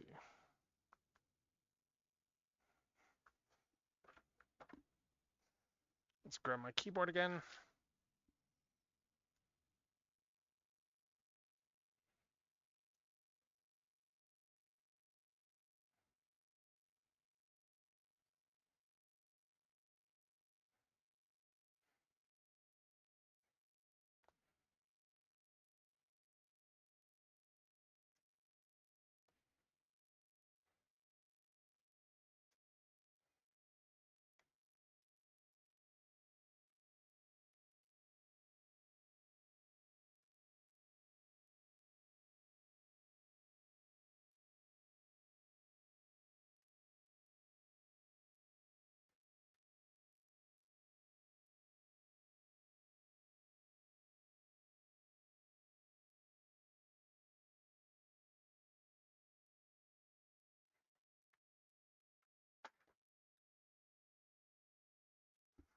Hmm.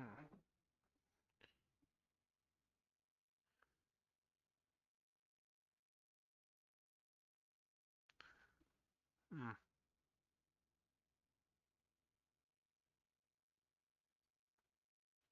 Trigger, yeah, kind of does. I'm just looking there. Sorry, I'm just catching up. The Gridman movie. I don't know if they necessarily did per se. Like the show kind of has a bit of subtext to it with regards to Akane and Rika. It gets, but there's another weirder meta level to it when you consider that, this is my own take on it. My own take on it is that, especially because of when we see what Akane looks like in the real world, there, um, my take on it is that Rika is Akane's idealized version of herself.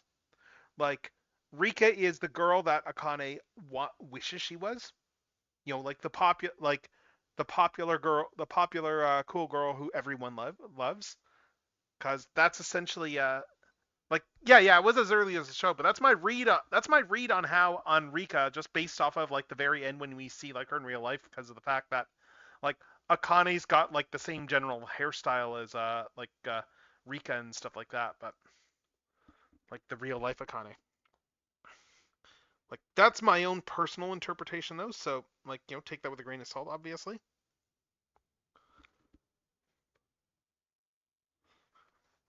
But yes, they are all yeah. Everyone in the show is fictional, yes, and they were all and they were created by Akane, yes.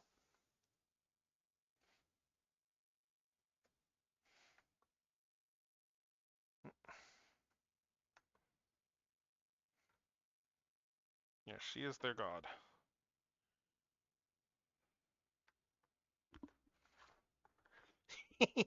Yeah, kinda.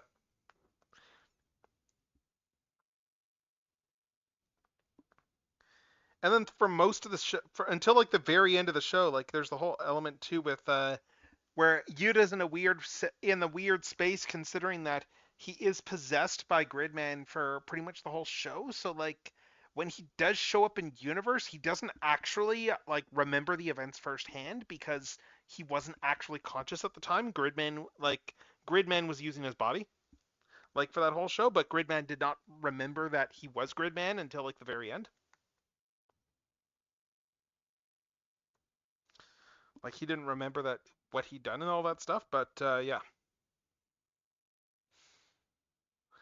it's weird.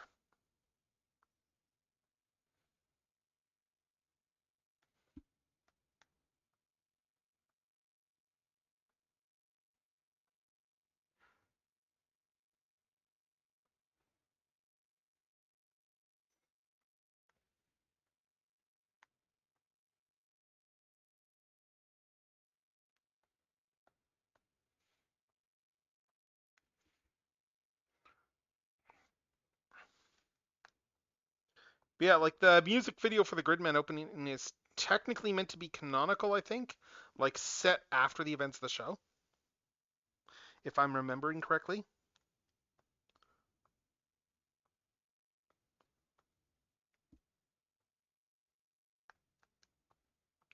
But yeah, like Gridman Universe, meanwhile, like as a film, gets incredibly meta about the nature of like shared universes and ownership and yeah, it's an incredibly meta work. It is a very metatextual work. And there is a subtext in there too that with regards to the idea that that things aren't meant to last forever. Like things are good, like the whole enjoy things while they last because things are not meant to last forever and eventually they will go bad. Like everything has an expiry date. I mean, there's something to that.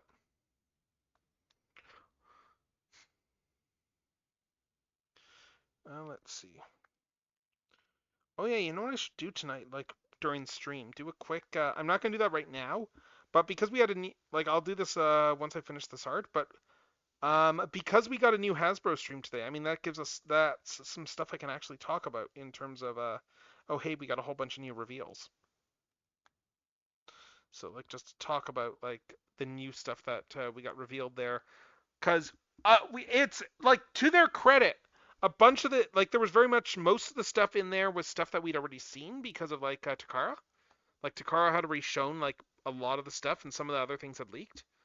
And they were very much self-aware of that from the standpoint of yeah, we can't always control our release schedule, like when we get to reveal things. Like there was that subtext to it. Plus, also like just even when they started, it was like Evan was straight up in the panel, like in the stream was straight up going, "All right, guys, we finally got Megatron. Here you guys have Megatron. We're finally showing him off now. We all know you've been waiting for this." Like there was that subtext there, and I did kind of appreciate that they are very much aware that they do not have control over release dates for everything. Let's see. But let's see. All right. Hmm. Yeah, it was fun though.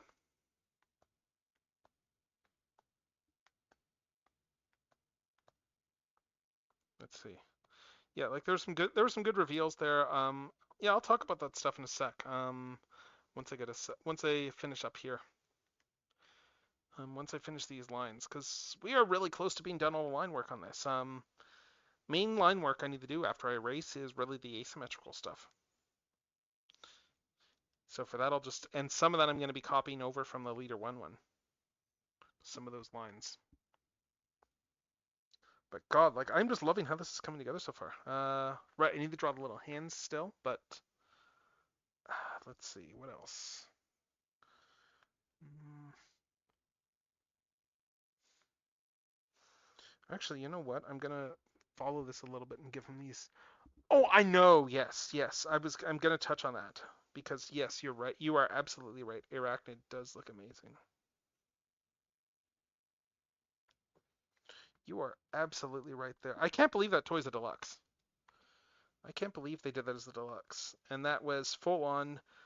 Full on, they were like, yeah, Takara was like, oh, we can make this work as a deluxe. And they were like, are you serious?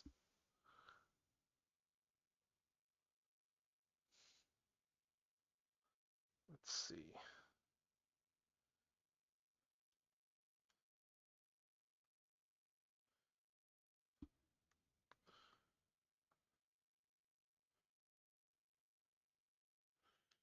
All right. Yeah.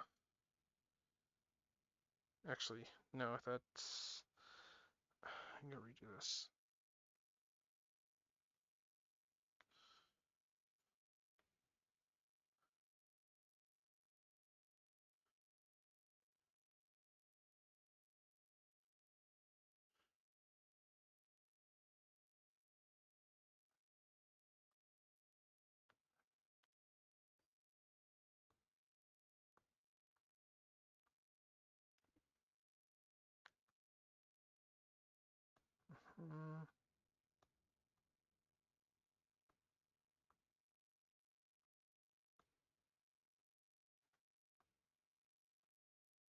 Let's see. Uh, oh yeah, the new Alpha Trion looks really good. Yes. Let's see though.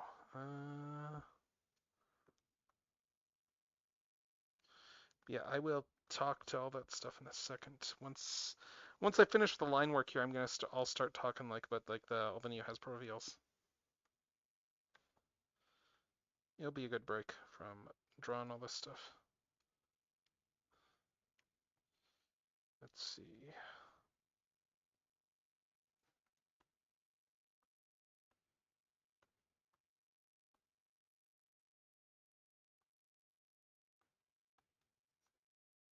Oh yeah, this song. You can tell this song was written like in the. You can tell this song is from like the early 2010s.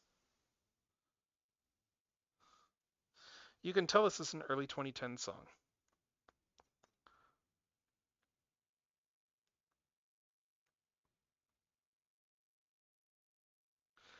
Like this song was based on like an actual anecdote of hers there where she did that like at a convention. I guess she did that at a convention of someone with yelling out like the Firefly quote scene like one of the Jane hats, that hat makes you look like an idiot, and then realized what she'd said like in a out loud, and just how much of a faux pas that actually was to say that.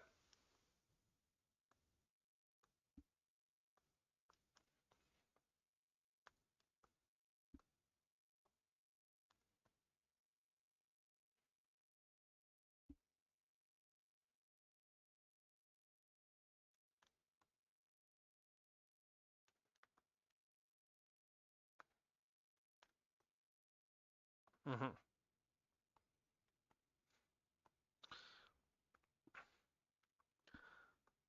Yeah, I don't know if there's much of a local Firefly fandom anymore, but like I know they did a lot of charity stuff because Nathan Fillion's from Nathan Fillion's from this province. There's like the Alberta Browncoats there. They would often get a lot of like they would get hookups on stuff from his mom actually for like stuff for a charity and stuff like that, for like donations for like charity auctions and that sort of thing.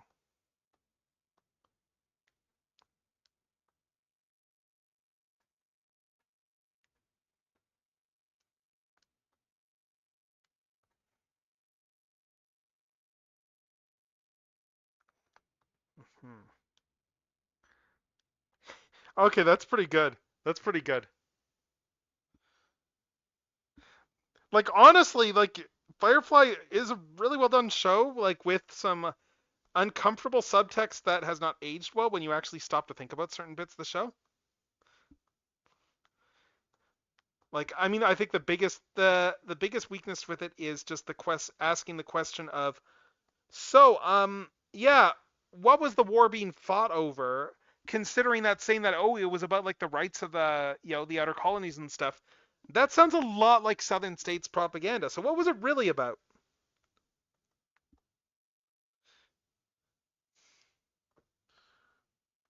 I mean, that being said, like they make it very clear that like the actual like government kind of like evil, but they do a good job of establishing that they've done some horrible things. But mind you, what government hasn't?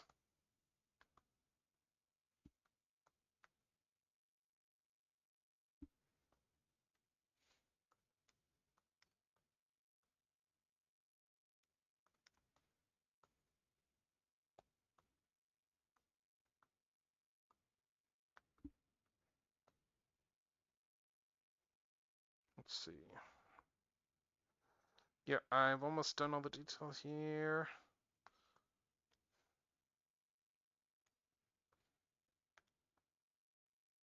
No, wait, I didn't want to do that one. I deleted the wrong line there. I want to delete this line. There we go. Okay.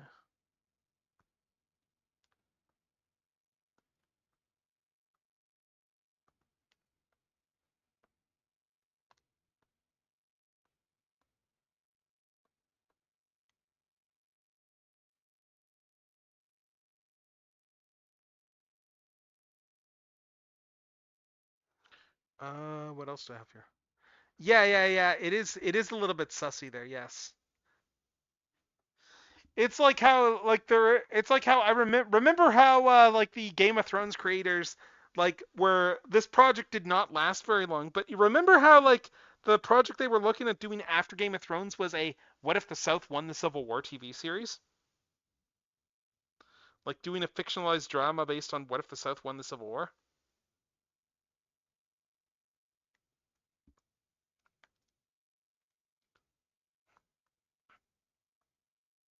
Like that was an actual thing they were working on. It did not get out of it did not get to the filming stages, but yeah. And then they did Three Body Problem instead, which I've heard good thing. I've heard very good things about that book. I've not seen either series because like the Chinese did their own adaptation as well around the same time. So like there's the Netflix adaptation, but then there's the yeah, yeah, no, I agree.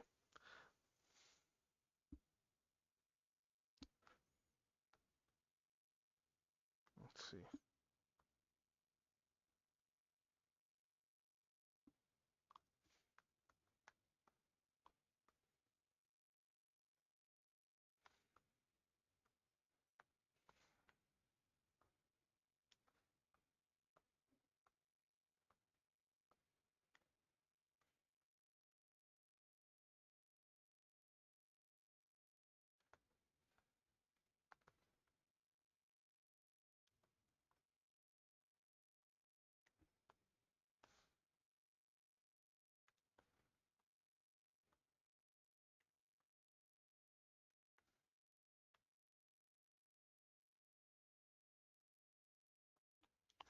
All right, what else?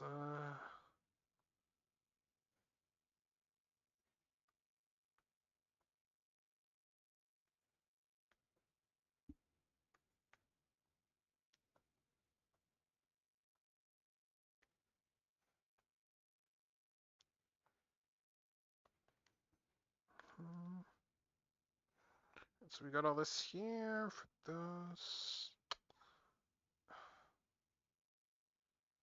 What else? Oh,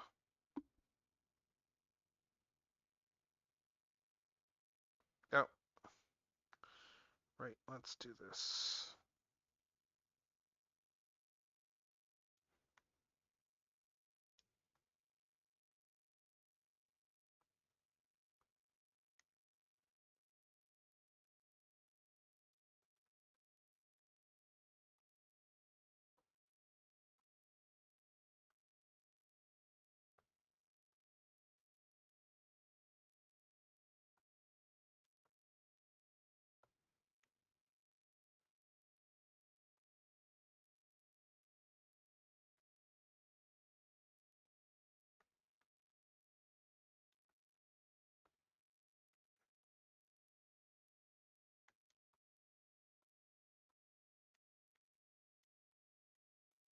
Let's see. Uh, what's left to do here?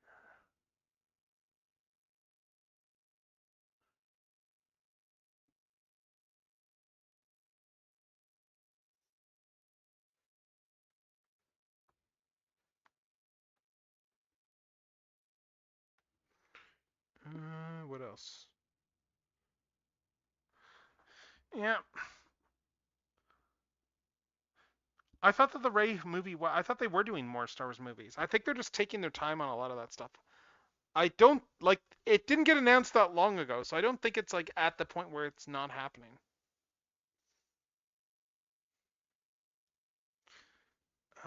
Yeah, I think it still is happening, but yeah, I don't think it's actually canceled. If I'm remembering right, I think it is still happening.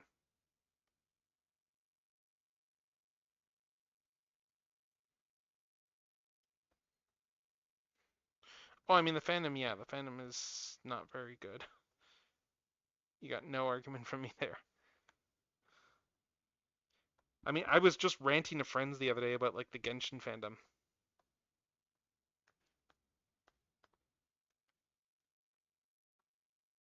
because God, the Genshin fandom. And I see this as someone who plays the game.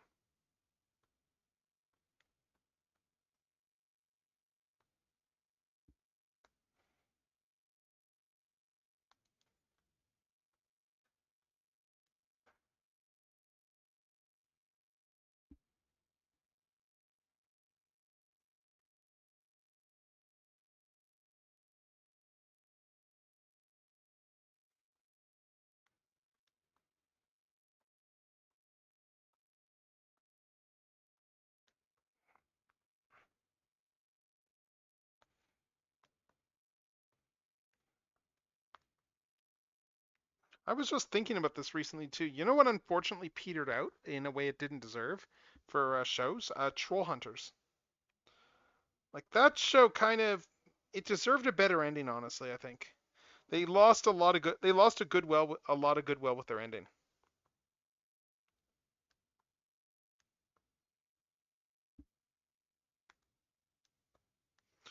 Like their ending was kind of I get what they were going it's one of those cases where it's like I get what they were going for with the ending for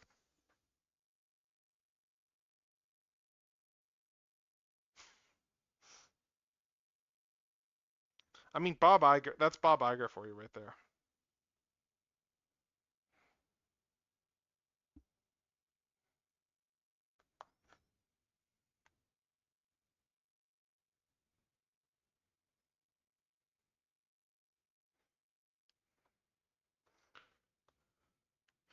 And the sad part with the Acolyte is the fact that by the end of the show, like the fan base actually generally did like the Acolyte to the point where there have been a lot of like fan campaigns to bring it back.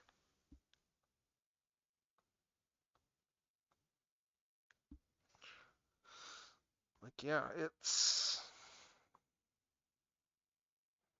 you're absolutely right though. This is why you don't listen to nerds. Because nerds generally don't know what they're talking about.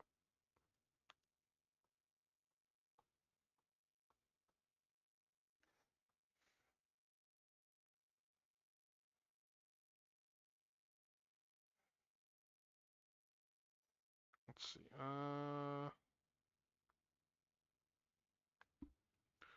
guess I want to do it like this.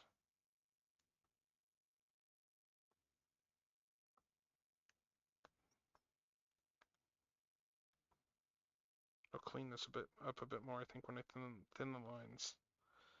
But let's see. Oh, I love this one. I love this song.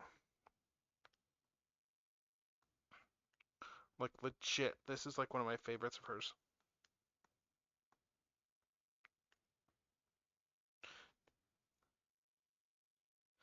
Is it because it's an Oedipus Rex song?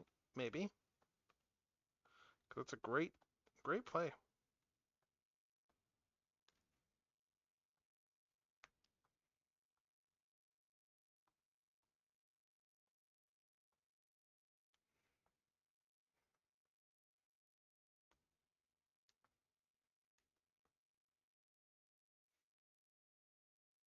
Okay, what else we got here? I'm just trying to think. So I need to do that there for these back bits. And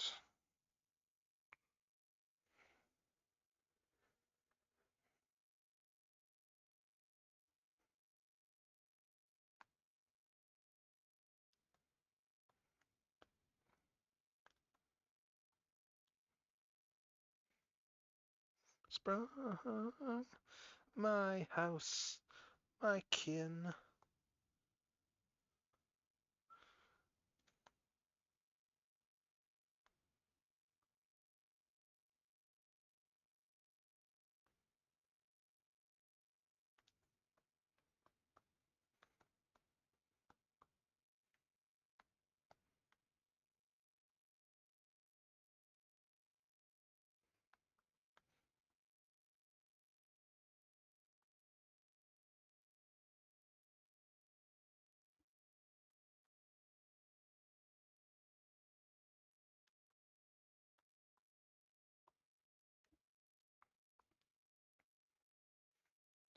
All right, let's see.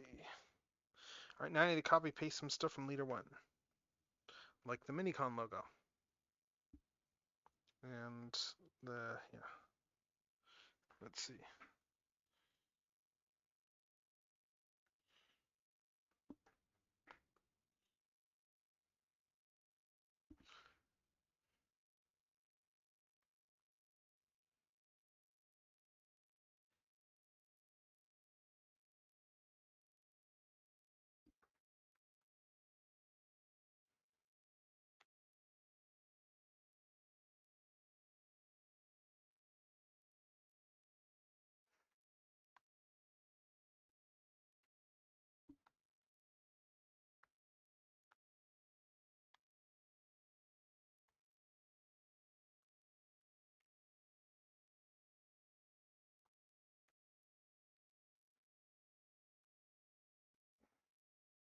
What was the hotkey for this again?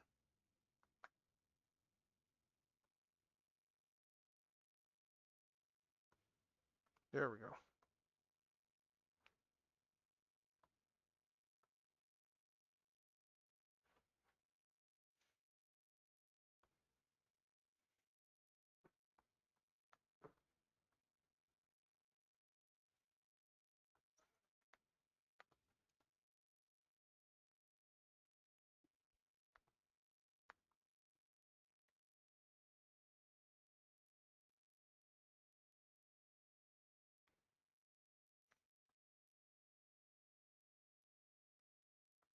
There it is. There's the Minicon symbol for there. Hmm.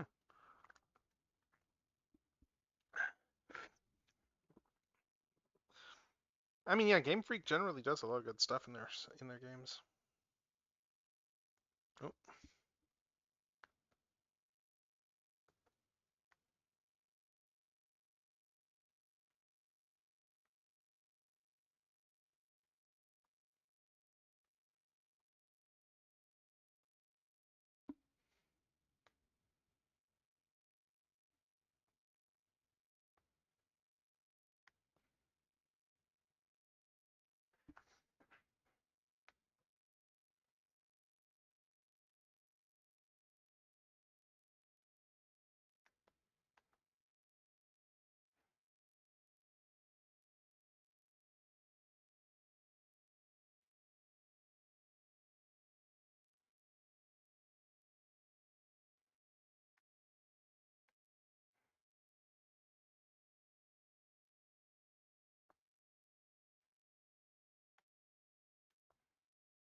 Okay, there we go. Let's see.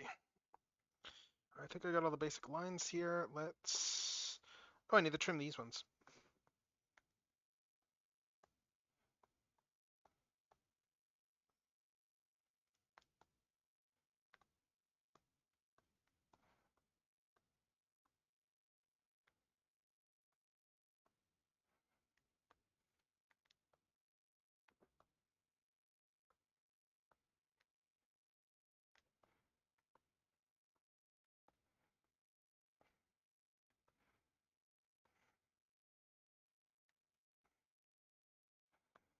Okay, there we go.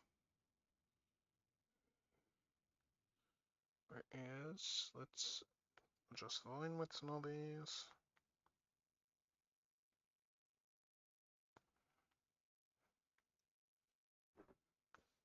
Turn off the backing.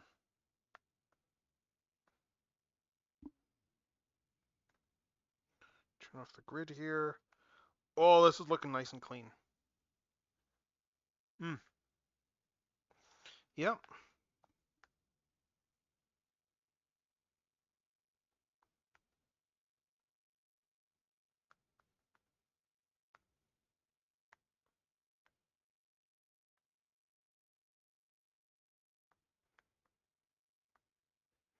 Yeah, now I need to just go through, clean up all these lines. Clean up all these remaining lines here, and then... Let's see.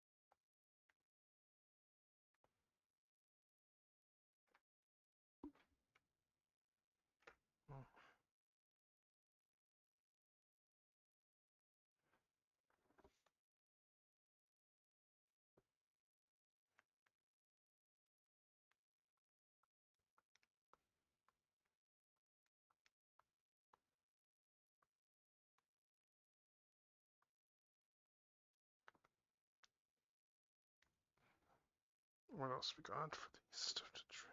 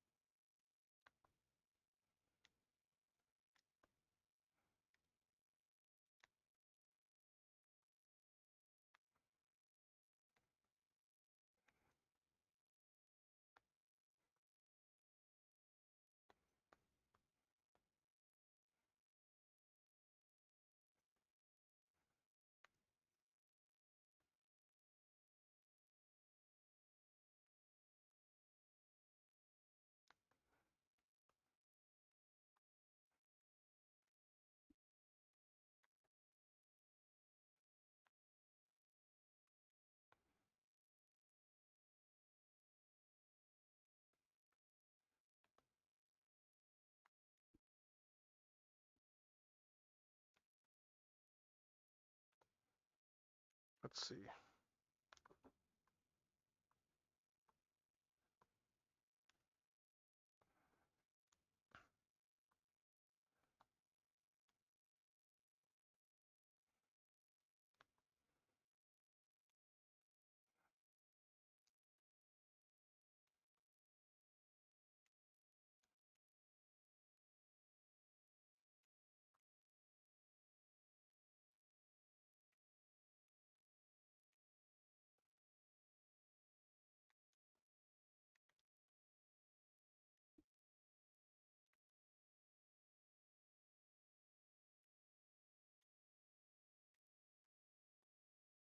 Let's see what else we got here for little lines. Oh, there's some stuff in these corners right here.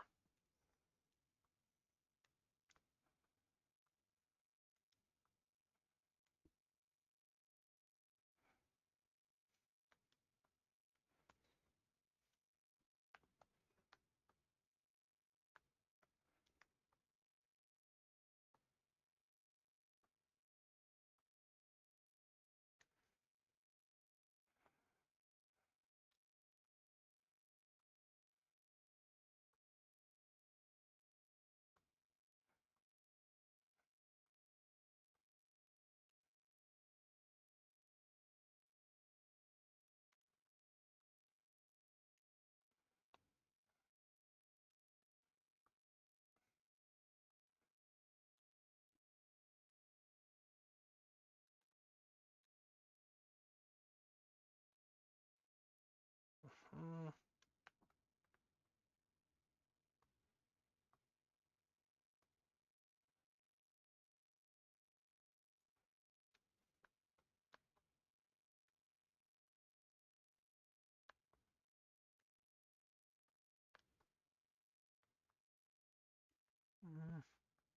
I'm just looking at that Sword Shield. You can have all the megas, but the models and all the Pokemon. Yeah, yeah. I mean, yeah, that is one thing that, yeah, I guess that is pretty well known at this point, isn't it? That like were having importing issues.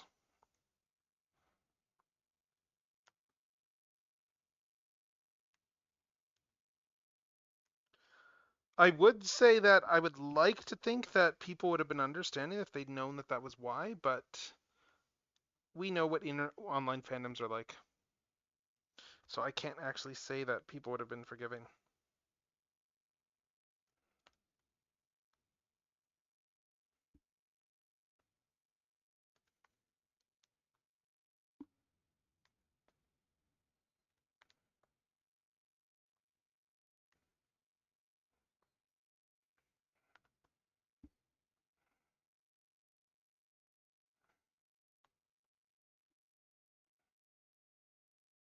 Hmm. Okay, we almost got this all sorted for lines. Just a few more I want to trim up.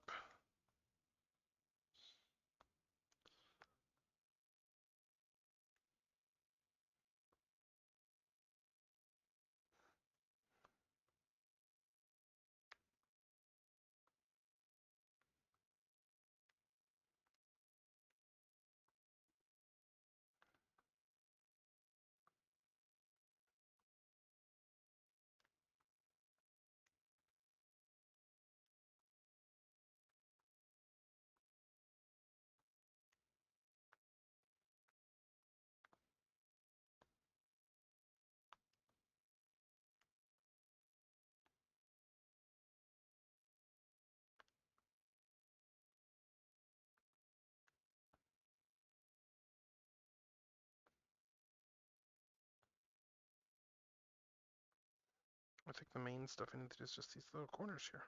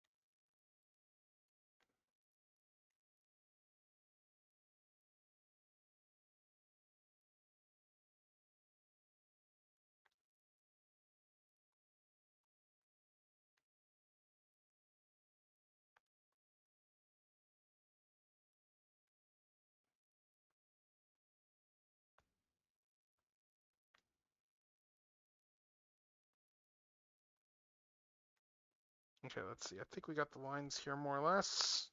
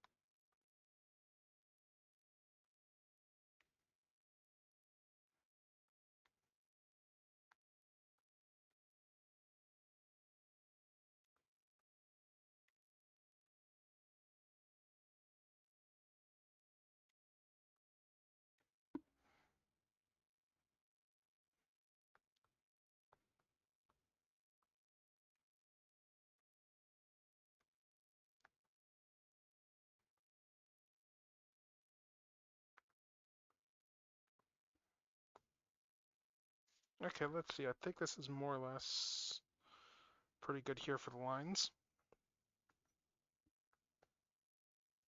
I mean, this just looks really nice here.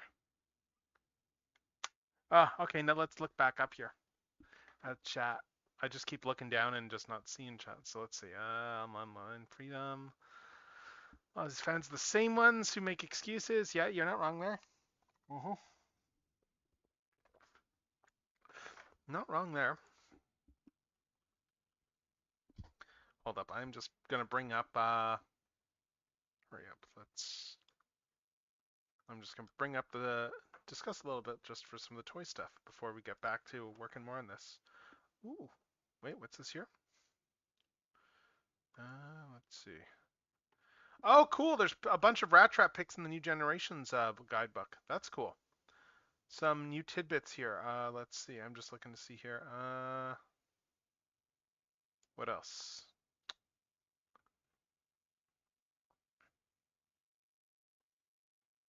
I'm just going to see. Nice, nice. Just glancing at this. Yeah, from the new 2025 book, probably. Yeah, wow, Rat Trap is short relative to Rhinox, but just some design shots there. That's kind of cool. Anyway, let's see.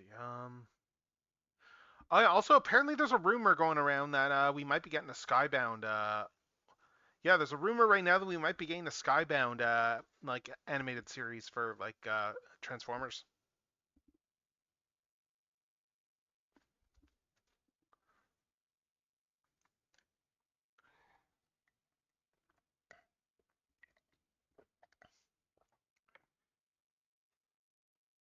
Like there's rumor that they've sold a streaming series to like for it. So,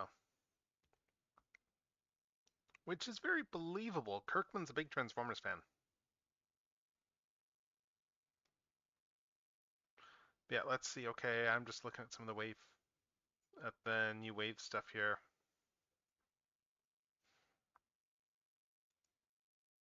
New reveals. Let's see. Let's go through the new. Let's go through the new.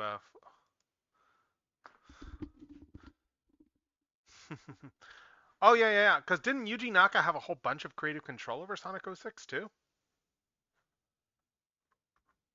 Like it's not like it was like someone who was out. It was not like it was an outsider or whatever there that did that. Like Naka was very. That was the last game that Naka was heavily involved in, wasn't it?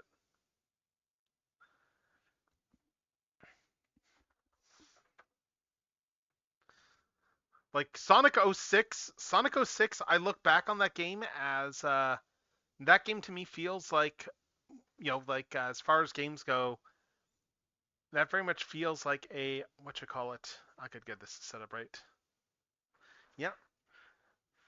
But yeah, what was I gonna say? Yeah, it feels a lot. The Sonic 06. Yeah, it feels a lot like if you're a lot like the other contemporary stuff of all the time. If you remember things like the Bomberman reboot that nobody remembers. Yeah, like the Bomberman reboot. God, the Bomberman reboot. Yeah, so I'm just gonna take a quick break here from arting just to go through all the various like toy reveals we got this year. Let's take a quick break. And yeah, exactly that one. So let's take a quick break here and let's just take a look at some of the stuff that we got for like reveals and such. So yeah, so I mean like these ones weren't new, but they did show these off again. It sounds like they're going to be like at SDCC first, the Bumblebee and Megatron. And they did talk a little bit in the actual panel about they were teasing what next year's is going to be. They didn't say what the theme was, but it sounds like it's not based on anything specific. And as I'm looking at these too, I'm just looking at the Bumblebee and going, yeah, I'm looking. Although funnily, I'm looking at this Bumblebee and I'm kind of going, oh no, as I'm looking at it because if you look at this Bumblebee, like look at his torso. Look at the lack of depth. Look at the how hollow the back of that torso is. That kind of makes you go, like just in that shot there. Like from straight on, he looks fine, but like when you actually start to look at him from the side, it looks like there's like nothing there. Like I don't think Megatron has that quite that same problem, but I mean, yeah, that Megatron looks really nice though. Yeah. Oh yeah. That Megatron looks really good, but. Well, what about well? Keep in mind though, Bumblebee though it's Centurion with the wrong head. It's IDW Centurion.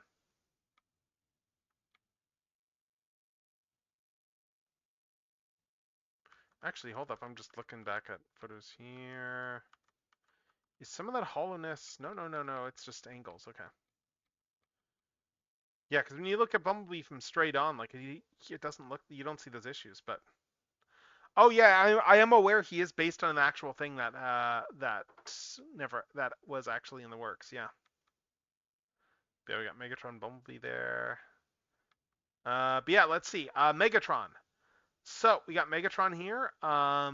We've all seen this toy. Like they all alluded to the fact that we've all seen this toy. None of that is new. Like he looks pretty good here, honestly. Like he's based off I guess an '80s tank that was like like he's based off of an '80s tank that never actually came out. That was like in development there by the Americans. Um, yeah. So I mean, like that's kind of cool there with regards to just that there's actually kind of a basis for like the Megatron design there. That's kind of neat. It's still kind of weird that that Megatron is this off center in the box. Like it just looks weird, like that they have him just that centered. But yeah, I mean, there's the Grimlock reissue. They alluded to the fact that a lot of people have been asking them about reissuing Grimlock. Oh, sorry, Doofy Sunbow face. Oh, it's a very good Sunbow face on Megatron. Yes, like Megatron is very spot on in that robot mode. Like I think he looks really good. Yeah, but yeah. Grimlock though, they mentioned that a lot of people have been bugging them to reissue Grimlock for a while, so they did. And honestly, Grimlock was probably due getting reissued. Considering that like, yeah, he didn't really get a proper reissue past that original release. Like Grimlock was going for a bit, so yeah, yeah, he was going for a bunch. Yeah, I like to acknowledge too the fact that they made sure to get the hip skirts in on him because like those hip skirts are a big part of Megatron's silhouette. They're not wrong. Let's see, Thundercracker. One cool thing I didn't really think much about until they brought it up in the actual panel was like with Thundercracker there is that like all the Seekers all have slightly different eye colors in the actual game. Like not in the concept art, but in the game. So they very much went and tried to get that eye color difference in all of the different releases. Like Thundercracker's eyes are much more yellow because he had yellow eyes in the game. It's a cool little touch. Yeah, so we got that there. We got Thundercracker. Mixmaster, no notes. Mixmaster just looks really good. Like it's a really nice Mixmaster. He just looks really nice. Very nice. Oh yeah, Starscream, Steve Buscemi himself. Like Starscream, getting more pictures of that. It looks really nice. It's got that Tetrajet look to it. I actually, you know what Starscream kind of reminds me here. Looking at this one shot, he's reminding me a little bit. It's not quite the same, but I'm getting vibes kind of like from Ravage's Transwarp Cruiser here.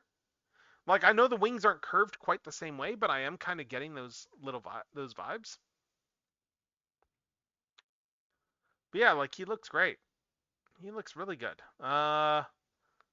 What else? Yeah, we got Scavenger. We got the Scavenger himself. The Scavenger with his weird elongated crotch. Like, yeah, Scavenger's proportions are a little dumpy, but I think that's just Scavenger, like how he's always been.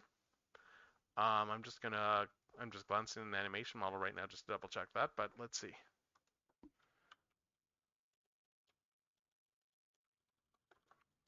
I'm pretty sure that he's always been this dumpy, but I'm just double checking that.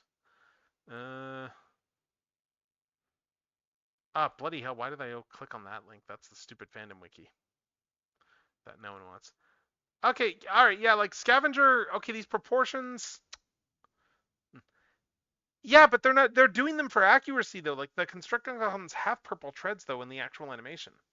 And yeah, looking at Scavenger, yeah, his crotch is pretty dumpy compared to the animation model. It's actually very much in line with the original toy looking at this. Like it's a lot closer to the original toy, but it is a little bit elongated compared to like the animation model. Like the shapes are still there, but it's just really bulky. Widowmaker, like the KSI Widow there. This is based off an unused concept art design for the movie 4. It's a really nice design. Kind of a I'm torn because the fact that they didn't use it is probably why it looks this good on this one. Like yeah, it's a nice figure, this one here. Let's see, what else did they show? Oh, that was everything, I guess. Oh, and then there's the stuff that they did in the actual panel itself. Hold up, let's rewind back to that. Let's rewind back to the actual panel, to the actual sneak peeks. Because they did a bunch of sneak peek stuff too. Yeah, there's the Megatron stuff. Where's the Devastator thing? Oh yeah, like let's just go to some of these Constructicon shots. So you can see the Constructicon, you can see the Scavenger and Mixmaster together here. They look pretty good together. That's a good point. I never really thought much about that. Good point. But yeah, they look really good here. Scavenger and Mixmaster, like, yeah, Scavenger looks a little bit dumpy, but yeah, they look pretty good together though overall. And then of course you got like the full Devastator. That's what that looks like. Full Devastator looks really nice, I gotta say. It does look like a nice combiner. They were talking about like wanting to try and get more combiners out as well, and I think they're trying to probe to see if they can justify doing more combiners in Studio Series. That's the way it sounded to me. But what else here? Yeah, there's the back. Just showing all the turnaround there. Relative to Optimus. Where? Okay, where's the other stuff there to show? Let's see. But yeah, Scavenger looks pretty good there. Oh yeah, Alita there. They did talk about this briefly there, that the last Alita that they showed when they showed her last time, it was actually one that didn't have the heels. Like they couldn't stand the toy because the Alita that they were showing was the one that had been used for the stop motion animations, and as such, there'd been a bunch of mods made to it, like that involved removing the heels off the toy. So like that toy did not stand, and Evan was very insistent that yes, this toy can actually stand. And she comes with just the generic blaster that everyone else has, which is kind of cool. Let's see what else. We got Buscemi. We got the KSI Widow. Okay, other Hearts of Steel set. Okay, let's go on to the new reveals there. Let's talk about the new reveals here. All right, so Arachnid. So this is a deluxe somehow. Somehow they made Arachnid as a deluxe, which I can't believe. Like, yeah, yeah, I get what you mean there. But like, just the way that they did Arachnid, oh my God, just the way they got the legs in there and stuff is kind of nuts. Just, it's amazing how good she looks. Like, oh, the fact she's got the giant spider legs there, like that head sculpt looks really good just in that close up there. I've not taken a proper close look at this yet. The fact that the rotor still works on that toy is really, really cool. It's got the whole working rotor on the back. That's really nice. Like, she just looks very clean as a toy.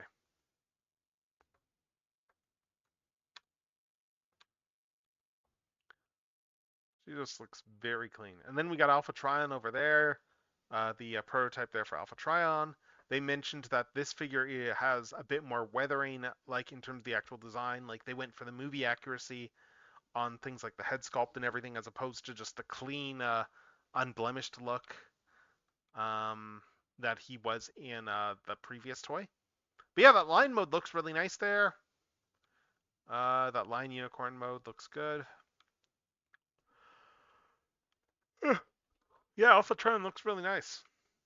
He looks really nice there. I mean, I honestly really like the Age of the Primes one, but I like that we have both options in Studio Series within a year. It's kind of awesome. And okay, yeah, I guess that was it for the stuff that they showed. Okay. All right, yeah, but yeah, some cool stuff got shown off. Anyway, some cool stuff did get shown off. And with that said, let's jump back over to the art stream. I'll start music back up again, and yeah, actually, I'm gonna go get some more drink, and then we will keep going. And then I'm gonna add the flats to this guy, and yeah.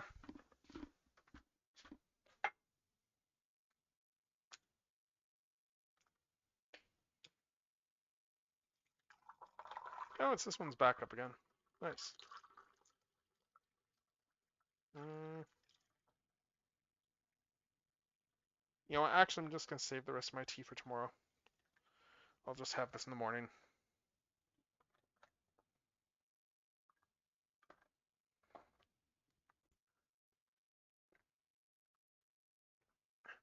Yeah, I'm gonna fridge this tea.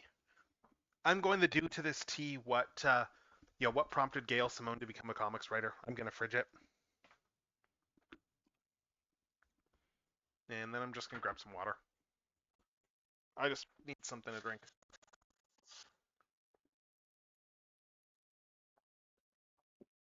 That's better. That's much better.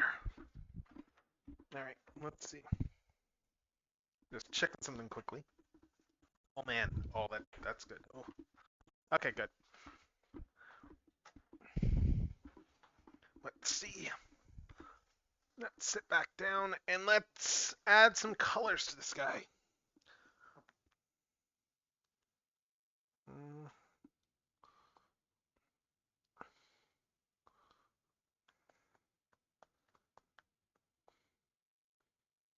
Let's grab the... Do we have a cartoon model for Crumple Zone? Because I don't want to use this one. That's just from like a comic that I'm not even referencing. Let's see if... I forget if the TF Wiki has the animation model or not. Oh, yeah, we do have it. Good, this is what I want. Copy image.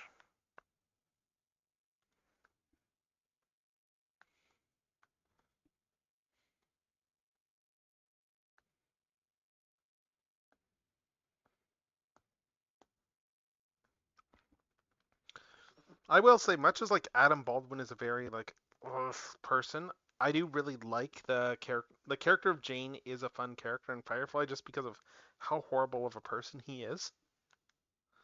Because he's not really a good person at all.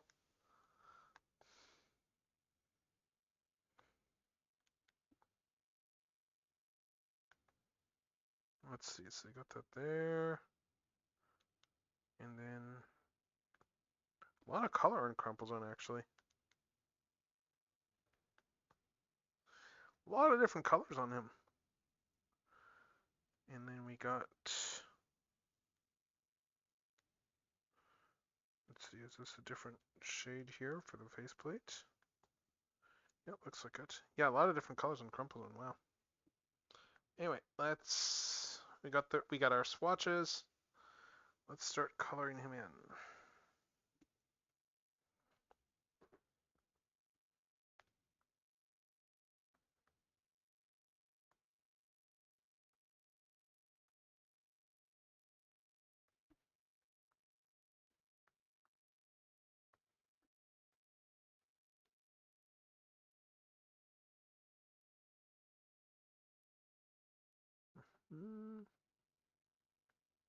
And we want...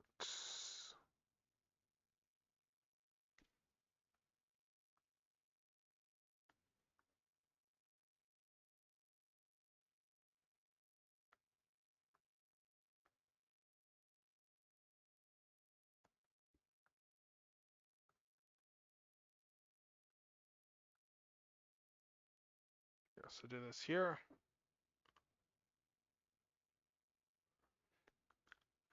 Well, I thought Adam Baldwin got murked because of money.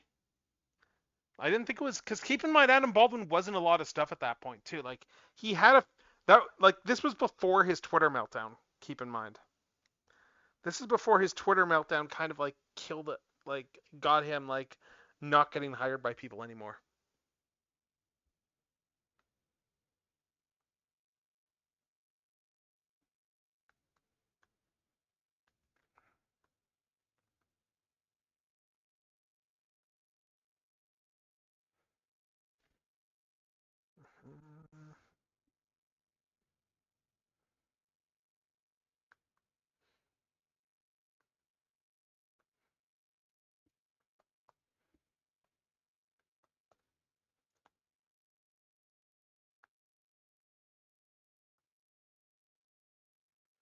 Actually, you know what? Let's do it this way.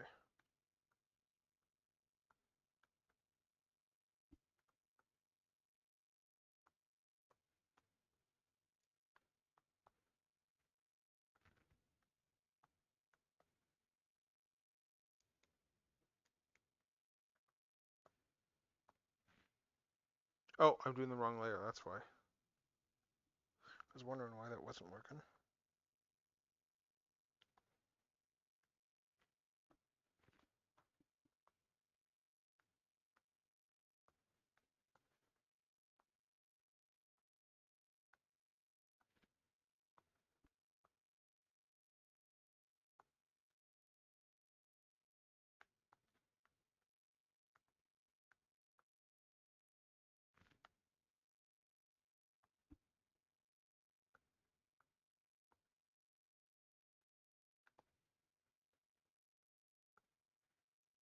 Let's see.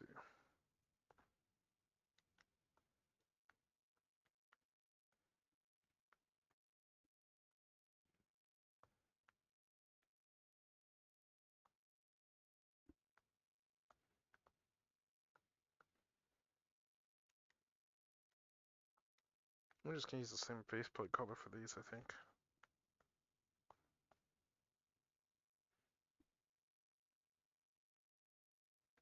Actually, I'm trying to tell. Is he supposed to have a nose or not? I can't really tell there.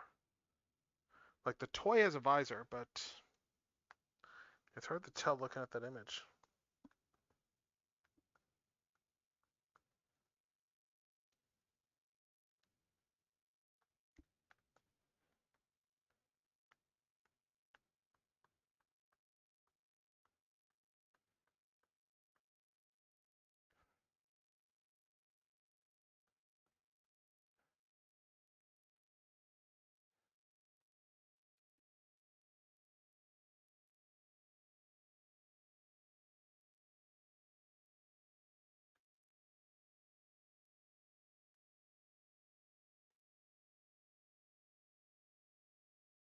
Well, actually, I've got another tweak I'm gonna make to this in a sec, but first let's do this, and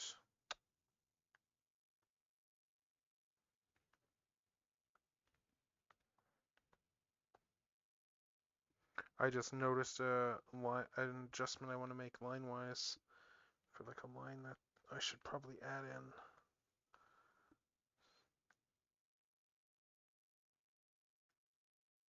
Yeah, put that right there.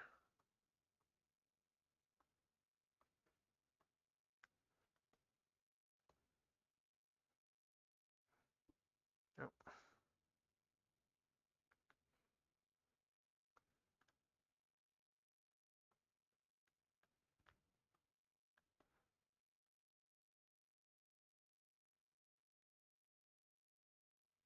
Except no, because that's completely wrong. It should be angled differently. It should be angled like this.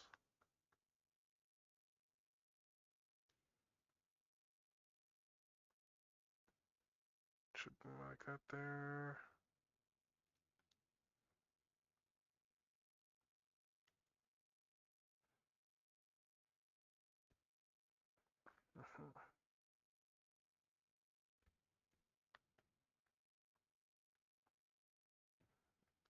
Let's see.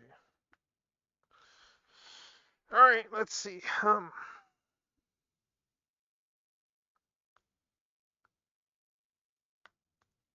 I love how dinky these little feet are. I love how dinky these tiny feet are.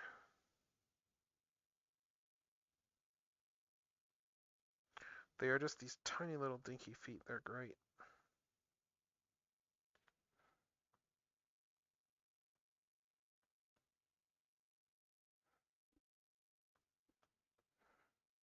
The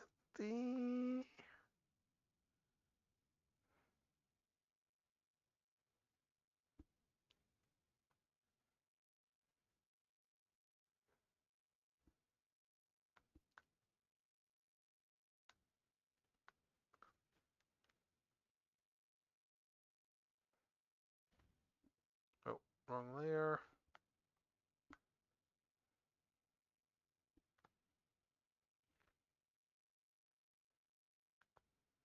Let's see.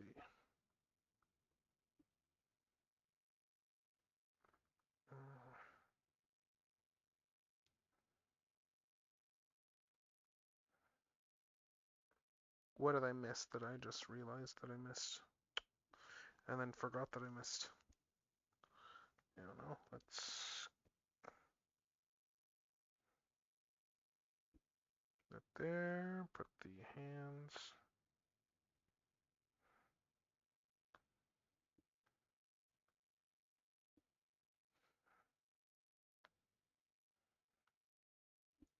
Take those hands there, and then was there anywhere else there's white? I think that's everywhere.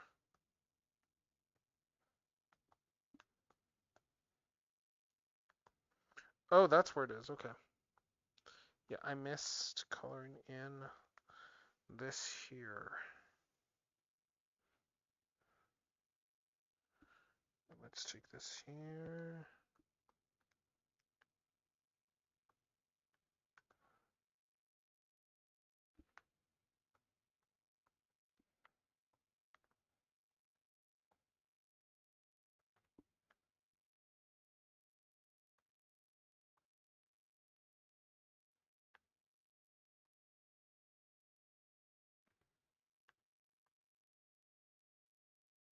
Hmm.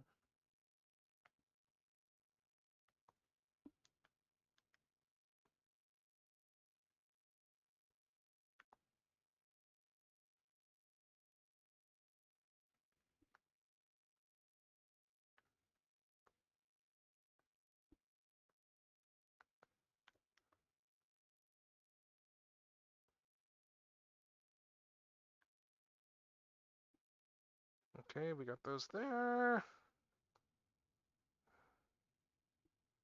And what else? Right. Leg details. Oh, I missed some leg details on this. Let's fix that.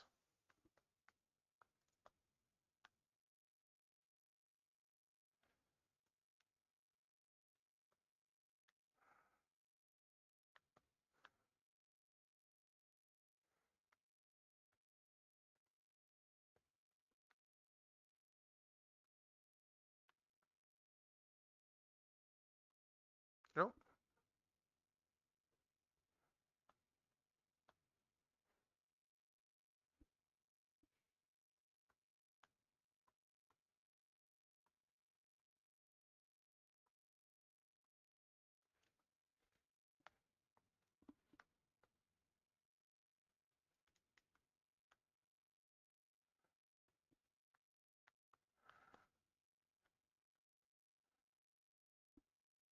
Let's see what's left to do.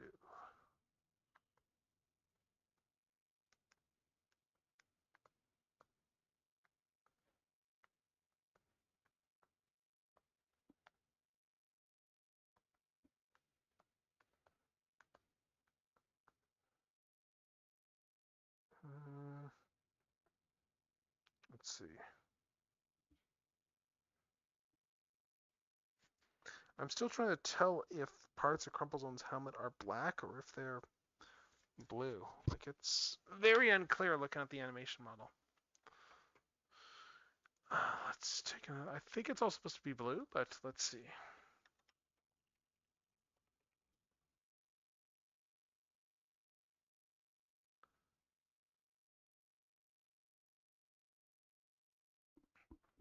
But like, yeah, it's complicated by the fact the toy is different colors than the actual. Yeah, the toy has its own has different colors than the actual animation model, so that doesn't really help.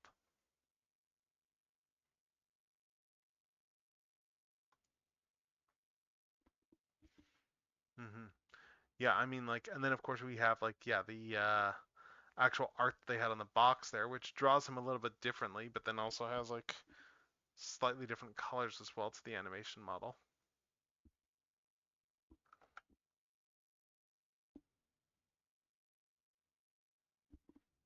Hmm. Actually, how did they color that on the cartoon? Did they?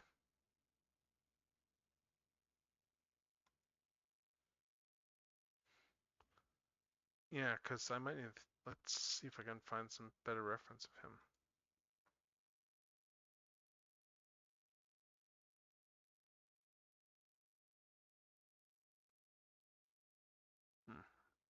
Because yeah, there's slightly different colors on this toy than on the animation model I'm going off.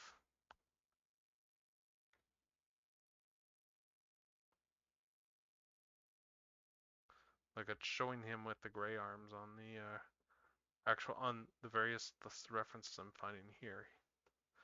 But that does like all the other references I'm finding have him with gray arms. That is contradicting the animation reference that I'm going off though. So I'm just going, what the hell? Like you can see what I mean there. Like these are supposed to be like it's doing them there as the same color as the Oh, I need to color those bits too.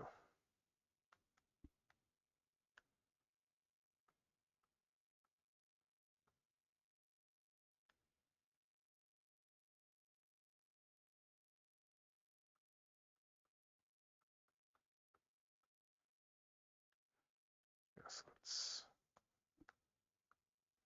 Yeah, because it's drawing them right here is the same shade as. Oh,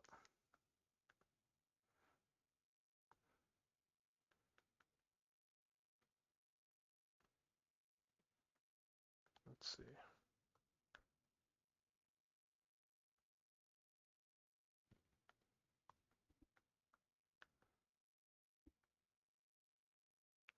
Yeah, I'm not quite sure because it's like the cartoon model I'm going off of seems to be coloring those the same color, but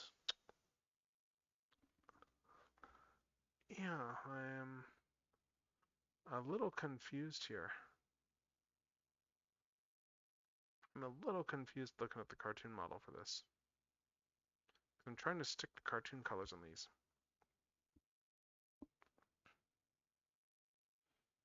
I mean, that's more or less cartoon colors looking at this here, but I mean, he looks good. Don't get me wrong, I'm just not sure if I've got everything right on this color scheme. But this Crumples on those, like, he just looks adorable. Like, it's great. He looks adorable, but I don't know if I'm doing the colors on. Yeah, I don't know if I'm doing the colors on the tank bits. They're right. I do. I should adjust this though. Actually, let's make some more line adjustments based on looking at other sources.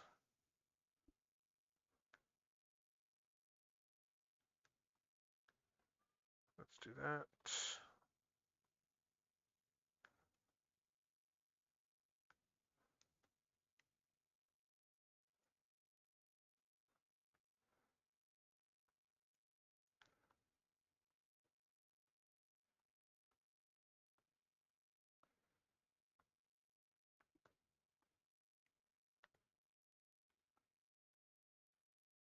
Adjust the line thicknesses.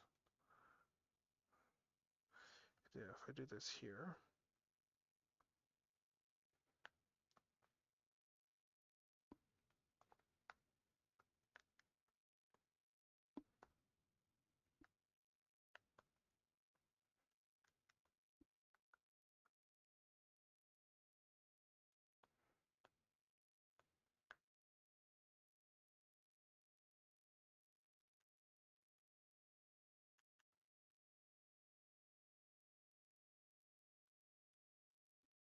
Let's see, so we got all this here.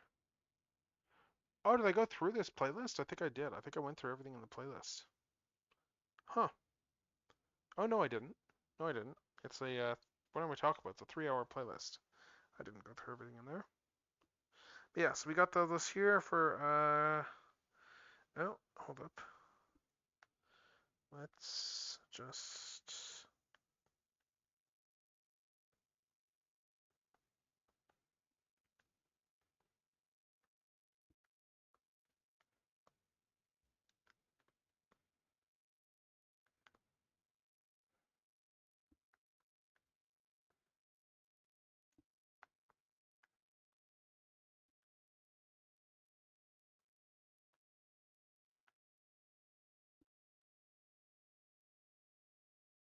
yes, we got all this here. Then if I turn off the lines, we got this great lineless beauty here. That, yeah, I'm gonna need to put some basic shading on just to make it work a little bit better, but let's see. So for that, we want to like, where is Crumplezone's design here? Just so I can figure out what bits I'm doing where. Let's see. I guess maybe do that there. Oh.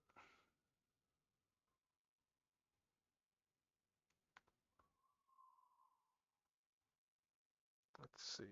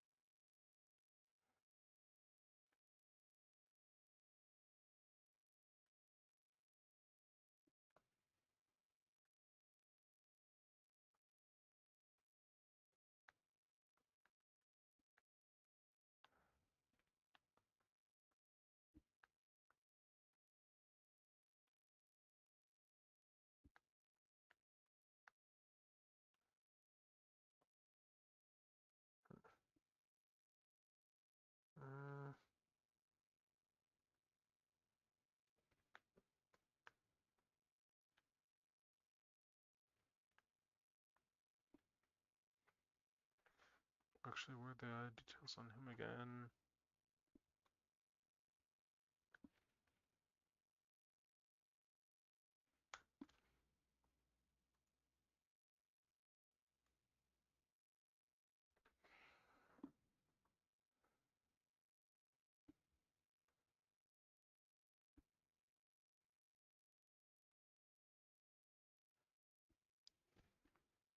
Let's see.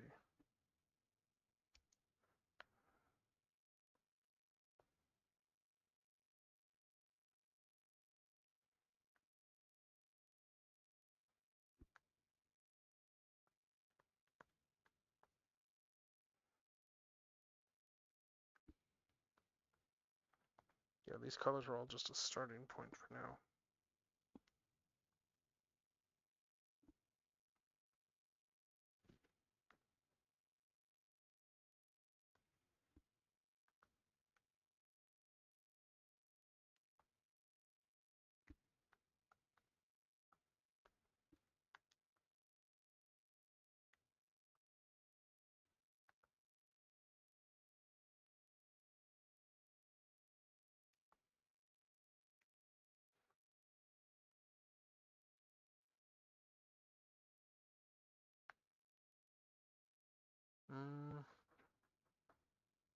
Let's see.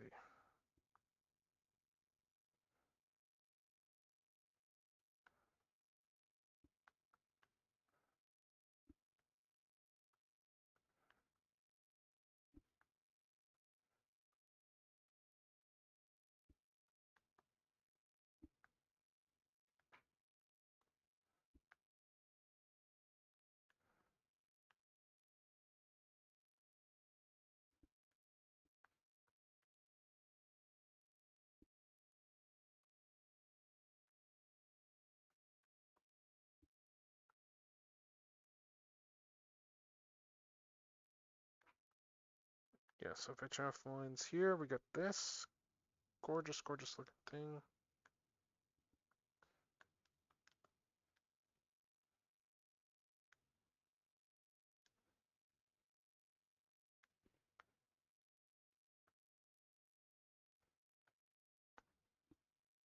No.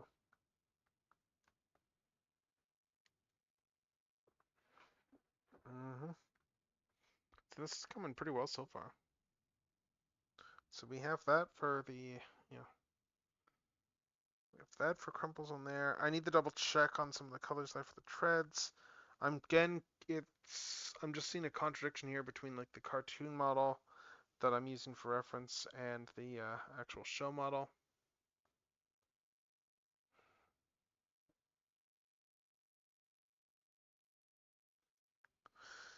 But this is looking pretty good though so far. Yeah.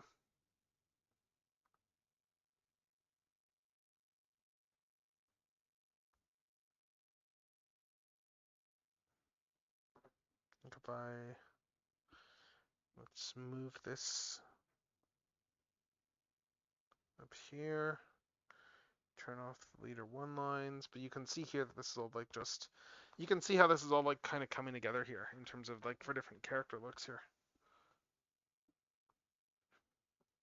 Yeah, I'm gonna have to check some references here, but yeah, this is looking pretty good so far, and this is a good basis for being able to start in on on being able to start in on doing all the actual stuff there. Sorry, which one was the last one? Let me check there. Uh, that one's, let's see, Sea Chant. I'm honestly not sure on that one. I'm honestly not sure on that one. I can't speak to it. But yeah, let's see. Yeah, but oh, these are looking really nice here. Honestly, even just like with this line, this look there, yeah, like this is gonna look really good once I start adding like depth to all of these. Like, oh my god, you can tell like I'm just going for like this whole Minions vibe here. Like the Minions vibe is just coming through, and I love it. I love just how Minion-y these look. Like as someone who's not a huge fan of Minions as a franchise, I'm really liking the. Yeah, Sea Chen, I'm honestly not sure. That's a good question. Yes, this is the gist of where we're at. Yeah, all these little guys. Yeah, I need to color in the Minicon logo like too, I guess. Because that's embossed. I think that's embossed on him. Oh yeah, actually I should that is embossed, so I should make a adjustment here. Because this is all meant to be embossed, the Minicon logo on him, so let's add some lines.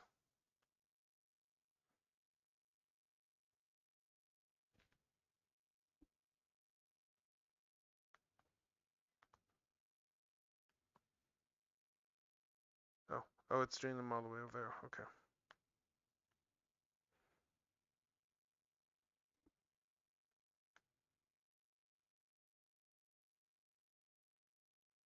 Yeah, this one's a little bit repetitive.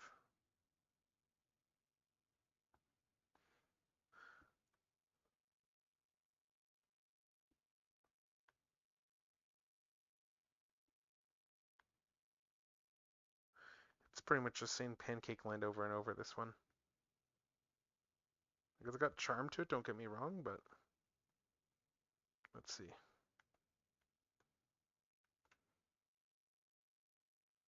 But that's pretty much the song.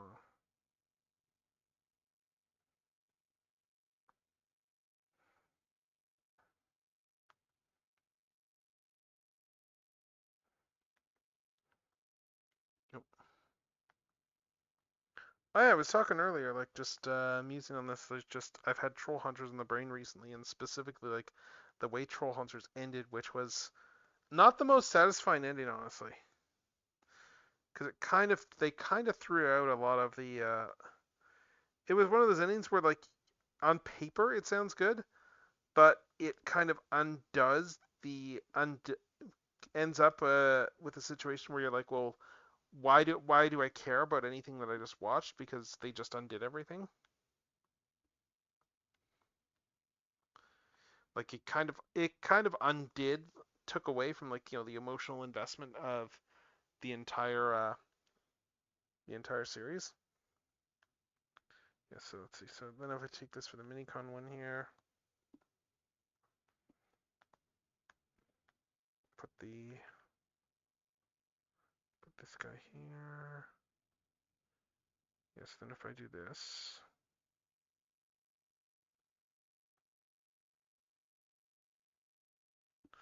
we end up with this here.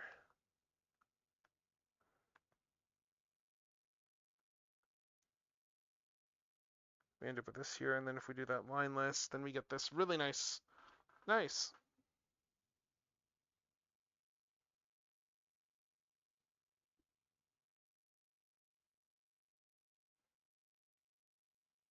I might have to shrink the Minicon symbol, I don't know, but like this is looking good though so far. And actually, let's see, leader ones. Let's add some definition to leader ones.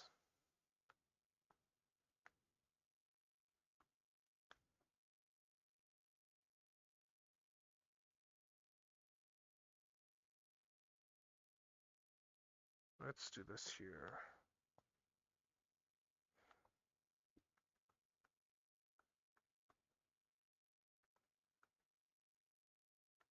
Yes, then if we take the lines off there we go. Like, yeah, I'm going to be doing a bit more editing to this. Probably most of it. I'm going to be working more on these tomorrow, like probably offline, like just on my desktop. Like now that I've got all the basic shapes done. I've got the basic flats. I need to actually start rendering the details on these and stuff. And that's going to be like painstakingly tedious thing of just going through and just giving the. Whoa, almost dropped my thing here. God, I switched the. Oh, that's funny. I switched the track here just because I banged my keyboard. Um, but yeah. So we got these three guys here. Like these are looking pretty good. Yeah, I just need to adjust the colors on them. Yeah, I need to adjust the colors and what else? Yeah, like I need to color these in. Then bring some of the lines. They're lineless, but like I'm gonna have to color the lines probably. Just to get some of the details in there, like the faces. Well, we'll see how much I need to actually bring the lines in, Because if I'm going for a 3D type thing, I might not need to bring them in that much if I'm doing the shadow properly. But I'm gonna do a lot of the shadow, like I'm gonna do a lot of the shadow work like on my desktop, for just doing like just for doing all the shadows and stuff. It's a bit easier to work that way. But yeah, like it's I kind of love how this is coming out though. So like we got just this tiny little yeah, it's just nice and silly. Like God, I'm looking at this though. It's like yeah, God, like Zone's legs are so just dinky, but like despite the fact that they are larger legs on the actual toy, but even I thought I was making them bigger, but they are kind of dinky even compared to the other two. But I guess they're still bigger booties. Like, do I need to make these booties bigger or not? Because yeah, I guess the others aren't that big as far as feet go. It's just yeah, like leader one's like dinkier because the fact that he's got that. Let me just to bring that up here for detail. Like leader ones look a little bit dinkier because I've got that whole plate there that's sitting over top of where his like crotch area is. So just the Minicon port plate. So that kind of does throw off like the make his legs look a little bit shorter, like shorter than they actually are. Oh, wrong thing here. I wanted to turn off these layers. But yeah, no, these are coming along really well. This is going to be a lot of fun just to keep working on. Yeah, it's going to be a lot of fun. Like it already is a lot of fun. Like I just need to add more definition on on these things, but yeah, I think it's getting across. I think it's coming across like what we're doing here in terms of just for the different things. So, it's 12:30. It's a good place to end it tonight. We can go in 4 hours, I guess. So let's go to the end stream and let's find someone to raid. But yeah, thank you all, everyone who came by. Um, that's funny. I switched the expression even because I banged my keyboard. That's funny. Okay.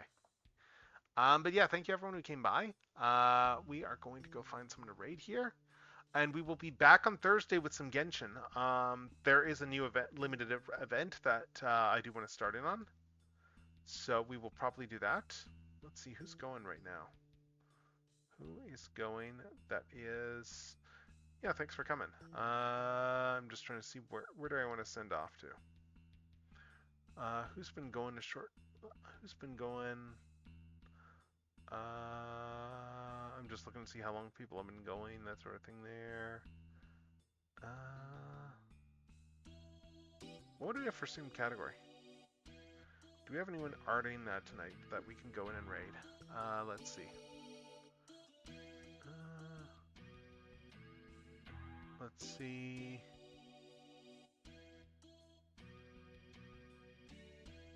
Just looking here. What do we got here for stuff?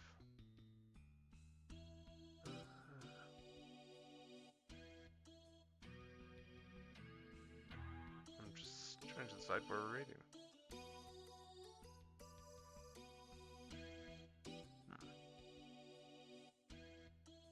Where do we want to raid tonight? I'm gonna raid out to another art stream. I'm just looking. Oh, hold up. Did someone just come on there? Oh, there is someone who's doing art there.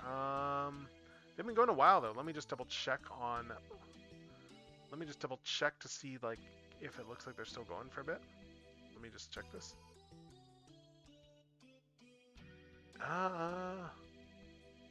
Okay, I don't see any mentions of that.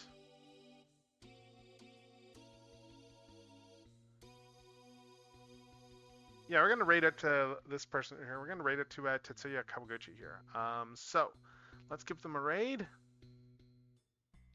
Let's give them a raid here. And yeah, we're gonna go raid out. We are going to we're gonna move over to an art stream for the rest of the night there. So yeah, thank you all, everyone who came by. I will see people again on Thursday, and then I will see people again at some point on the weekend. I'm not sure what time yet I'm gonna start. Or what day actually. Like I might even do like a Friday afternoon stream. I'm honestly not sure. There's gonna be a lot for me that I want to open. I've got a lot that I want to get through, so it's gonna be a longer stream.